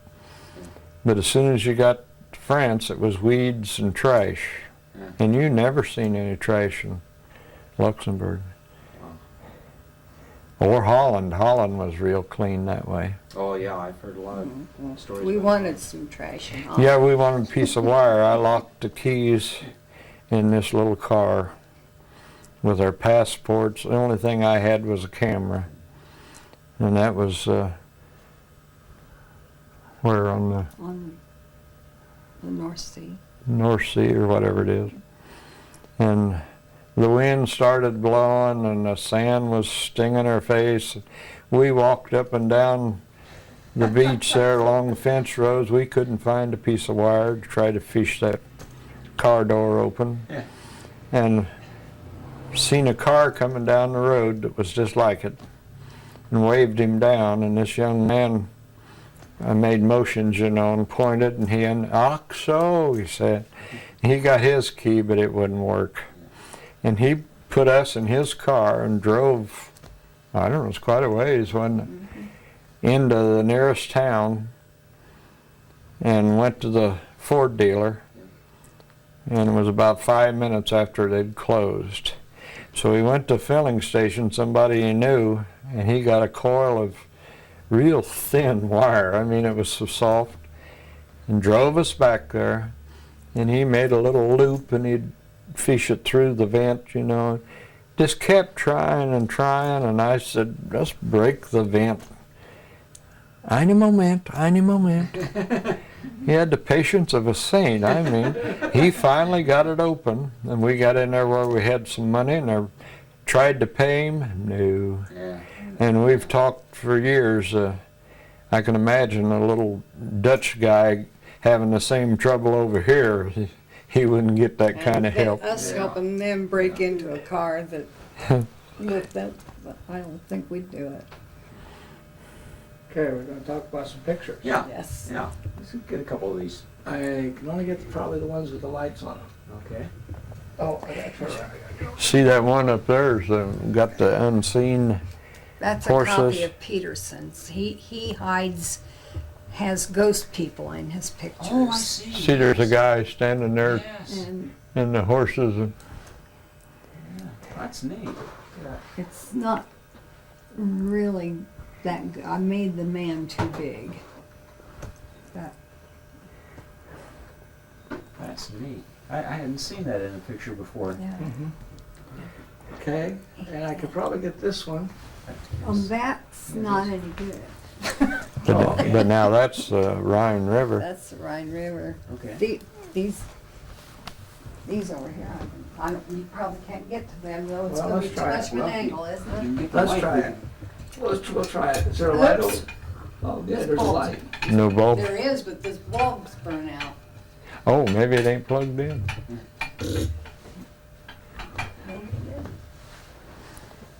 That one over there Yeah, it is. behind you is when we went on that cruise and went to the Mayan ruins Oh, in Mexico.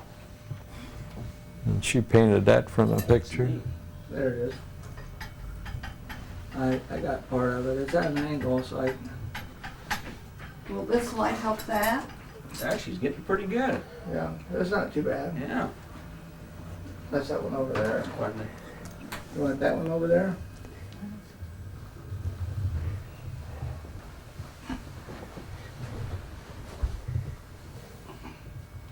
You see, that's from a photograph when you went to see the Mayan ruins in Mhm. Mexico. Mm-hmm. We made the ruins look pretty good. Yeah, I remember when they were I was down there to focus on it very good. when they were Let's go over talking here. ab- This chair behind. I got it, I got it. when they were talking about how that was built How's it way look, back, It looks good. 400 and something part of it was, and somebody in the crowd behind us said, "They can't make our highways last 3 or 4 years." That's the one thing I noticed about Toronto when I was up there. It was Get you in here. the roads were in such great shape. And I thought, well, all this winter, but they must build them. Well, over in Germany, you don't see the chuck holes. Yeah. And in Italy, our son works for Power Products, and they're now owned by an Italian consortium Yeah. that owns plants in Italy and Germany all around. And he said that over there, the contractor that puts the road down has to guarantee it and take care of it for 7 years. Wow. So they do the job right. I reckon. I'd reckon. That's the way to do it. Yeah. But there probably isn't much kickback. And there's probably no kickback. Yeah. And it's probably done right because you gotta have a fair market value for it. Didn't they say the Audubon was 24 inches thick? Yeah, the cement on it. Smokes. Wow. You know, the plant engineer there at the Goodyear plant in Luxembourg, he told us that he and his wife went up to Holland for the weekend. That's quite a ways. He had a Ford or Mercury Capri, and it had a big engine that they didn't sell in it over here. And he said, I'd just get on the Autobahn and run her up about 120, and it don't take long to get there. Wow.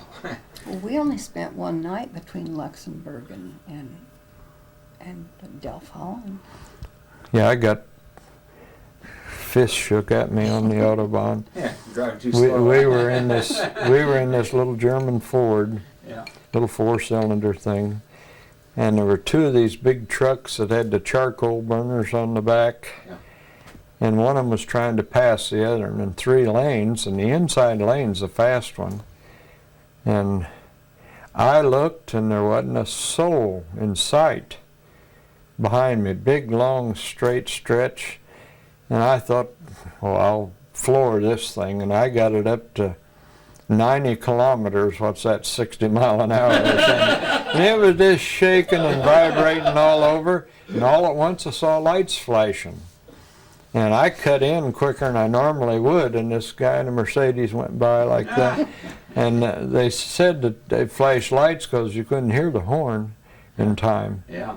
And they run along, they test them, they said 140 mile an hour. Excuse me. That's a little too much. Road goes by a little too quick that way. Yeah. Well, another funny thing about the Autobahn, when we got there, they told me that they'd ordered this Volkswagen. They were very unhappy because it hadn't been delivered yet. So the guy that could speak 6 languages, he was the liaison officer. He called and talked to Akron headquarters every day, what the progress was on the plant and so forth. Well, he picked me up in his Mercedes, took me to the plant the first couple of days. Well, when we got ready to fly back home, the plant manager, his wife, the engineer and everybody came to the airport to see us off, just like we really amounted to something, you know. But he wasn't there. And I found out months later that he had went to pick a new Mercedes up and had wrecked, hit one of those uprights, and they said the speedometer showed 120, and he was 6 months in the hospital over there, but he did live. Wow. But that's the reason he wasn't at the airport. Speaks well for the Mercedes. This is the American Oh, yeah, we Cemetery in didn't talk Luxembourg, about that. and that's That American cemetery in kinda Luxembourg. wrinkled. It's We been were in over there for decoration various day. years, but Yes. We were over there decoration day, and they care more about us and our decoration day, I think, than we do.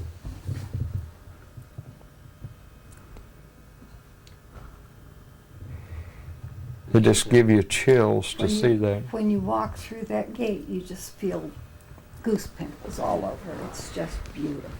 And you see that, all those crosses, and if it was AstroTurf, it wouldn't be any more perfect.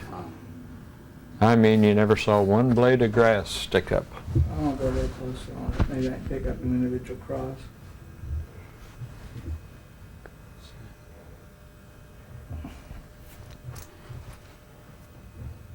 The Luxembourg country takes care of that. Having been in combat, that has to do something to you to walk into a cemetery like that. By contrast, we went to the German cemetery, and it was very stark. The stones are dark, and they told us that they don't take care of the German cemetery. They have to do it themselves. I wonder. Long time to hold a grudge. Yeah. But they still held it when we Yeah. were there. Yeah. They told George not to use. I still German. remembered some German, and they On the said, next page is the chapel. I think you should look at that even if you don't make a picture of it. Well, Their chapel. talking about this one? Yes. And that above is the ceiling, the painted ceiling or the glass It's ceiling. got a glitter on it and covered. That's clear. we tried to go out there on Memorial Day, and you couldn't park within 3 miles of the place. Wow. They turn out more for it than they do over here, didn't they? What an honor. And then look, the American flags on both sides. What a privilege.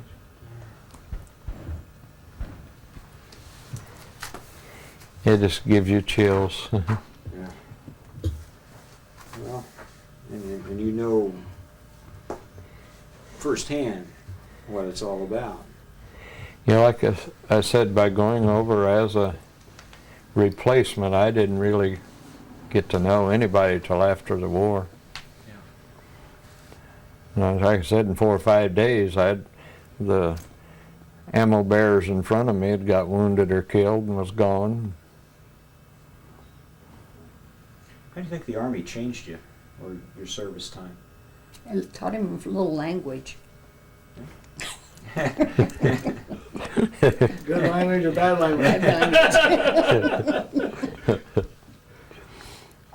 Did you think you got anything positive out of it? Now, you did get a good conduct medal, so it couldn't have been too bad.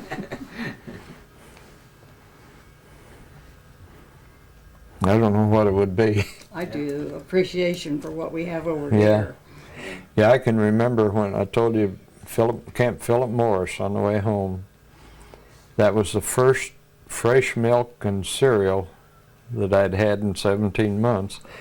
And I'd never seen them, but the little box of cereal that had the perforation, Yeah. you could open it up.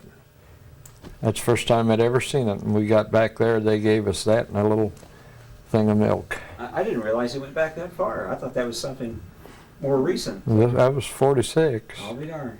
May. Son of a gun. Didn't have aluminum foil then, it was Yeah, it was- Wax paper? wax paper. paper. Yeah, wax paper. Do you think of anything we've missed? Let's see, we covered children, we covered Henry's wife, covered I can't think of anything. I can't think of too Can much. you think of anything we've left out? But, you know, we don't know enough about it to be able to. We got 5 grandchildren and 2 great-grandchildren. And they've got a rocking horse over there. It looks like it's been a family for years and years and years and years. George built that, made that 19 when the boys were. Wow, Christmas of 51. that's a beautiful piece. Yeah. He used to have a mane and a tail and You can stirrups. turn it so you can get his face if you want to. Well, let's get Huh? him first this way and then we'll turn him if we can. When we had the store, we put that in the window during a Buck Okay. Creek Festival day, Now, if you want to turn it around. and everybody wanted to buy it. I bet. He's strong, I ride on him. Yeah, all the grandkids rode it when they was little, and then after they got big. Wow, that is neat. I've never seen you quite like that. He did have a mane, and he did have a tail until the boys were born. Not our boys, Yeah. but the grandsons. And for some reason, the tail got pulled off and the mane got pulled off, and I never got the material and made another one. It's what you call love. Beautiful. And it had stirrups, but one time the boys decided it'd be fun to swing them, and they were banging into the sides, so George took the stirrups off. Yeah. Yeah, I've still got one, but I don't know what happened to the other one. But that's made out of pattern pine, which is the driest wood you can get, you know. Yeah. A friend of mine had a pattern shop, and that's where I made it. And Hey, we had that up in the attic of a house we had out in the woods over by Albany. And sap came out all over that. I had to sand it and refinish it. I didn't suppose there was any in it, you know, as dry as Yeah. pattern pine is. You mentioned the store. That reminds me, you had the stork's nest Yeah, over here in Yorktown, That's why we live here. and that was quite a store. It was fun. It was really My wife and I fun. have been there a time or two. we had it built up real good when, We had it for 17 years. And then my youngest grandson said, "Grandma, we just don't ever have time to play anymore." And I got up the next morning and I said, "George, we're selling the store." And it was not a good financial thing to do, but we did it. We sold the baby store, and I had a yarn shop also, and we carried the yarn home, and it's all upstairs. Yeah. Must be about $60,000 to $70,000 of what we carried home in yarn. Oh, wow. Besides what I gave away. yarn business, you know, has kind of died It down. was It's- on the downward trend when we sold the store. But I still teach my classes, and we use the yarn. We make sweaters to send to a charity organization, and they send them all over the world. Oh, that's Oh, neat. wow. So you're getting your money's worth out of it. Well, I In a don't know different if we're way. getting quite that much, but we didn't know that until just this year, exactly how much was in it. Yeah, we've been trying to inventory it. Maybe we can get rid of it on eBay or something. There you go. You just might. You see all kinds of stuff out there. Trouble is, I was the kind of person that I love yarn. And they'd show me something really pretty and I'd have to buy it whether it was something that would sell or not. I didn't buy smart. I bought what I liked. You know, I remember one time this Australian was in there, had his briefcase thing was sheepskin, sheep wool on the outside. Oh, neat. And to hear him talk, she said if he'd have stayed all day, she'd have bought all day long just to hear him talk. But he had nothing but, all wool. There Nice were no quality, yeah. synthetics Yeah. in anything he had. Quality. Yeah. The real stuff. Yeah. And then machine yarn, she'd just taken over being the distributor to ship it to other places, and we'd just got a couple shipments in when she quit. So we're loaded with machine yarn.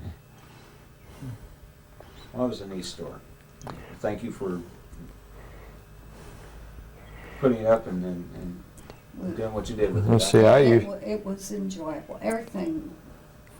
Everyone was happy that came into the store like that. in fact, she was in the hospital weekend before last, and one of the nurses thought I looked familiar, and I delivered her baby bed to a kid that's now a teenager. We used to, every time we went someplace, we'd see somebody from the store, you know. I used to go to the factory and get a load in my van every week down Childcraft, Salem, Indiana. Yeah. They made top quality stuff. I could deliver it without ever opening the package, you know, to check it. Yeah. And Bassett told you, open it up and check for defects and make repairs before you deliver it. Wow. And it was right on their packing slips. That's not very good. And it It's needed it. necessary. Wow. Doesn't speak well for your company when you got to warn people like that. Yeah. Well, we always give our veterans a chance to say a few words for posterity.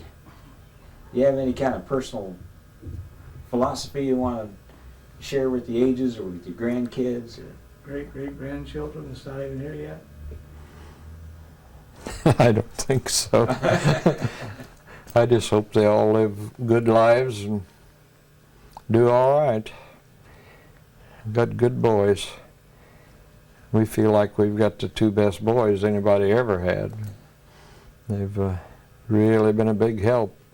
She's had 3 cancers now, and they really took care of us. And Kathy, she was a nurse here for a surgeon at Ball, and she had to have back surgery. And the other daughter-in-law was a nurse in the baby part. And I mean, tell you, she got service.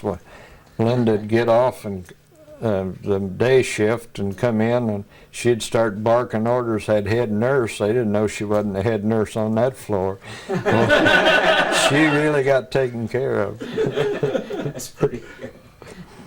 Well, I want to thank Kathy for leading us on to this. I knew it was going to be a good one. I could tell just by talking to you on the phone. And it's been a very I've remembered more tonight than I ever have. Oh, it just flowed. I It mean, did. great detail. Just real appreciated it. But like I said, there's so much missing. I don't remember how I ever got down off of the mountain, but I do remember seeing the ambulance. The next thing, it was 2 or 3 days later, and I was in Belgium in the hospital. But I never got back. I never had to carry a tripod or a machine gun again. Probably just as well. Yeah, I had the little carbine. That was pretty nice. Lightweight. Able to get in the ditch quicker. Yeah. That is the truth. That's the one thing that I can remember. What a relief, thinking that you wouldn't have to. Every step you took, you know, you were aware that shells could start coming in, and then they'd taught us to look for cover. Continually. I've seen these shows on television, and they're so close together, you know. That was it. They always yelled that at us, stay spread out, one shell will get you all, you know. And he still yells it. They're too close together. They're apart, separate. Yeah, it's during the street in Hollywood in real life. Yeah, Yeah, well, there's only so much room on the film, you know, yeah. or on the set. Well, Sergeant Halleck, I want to thank you for this interview. and for Been your nice service to our meet you. country. Thank you very much. See, that was pretty painless. You men are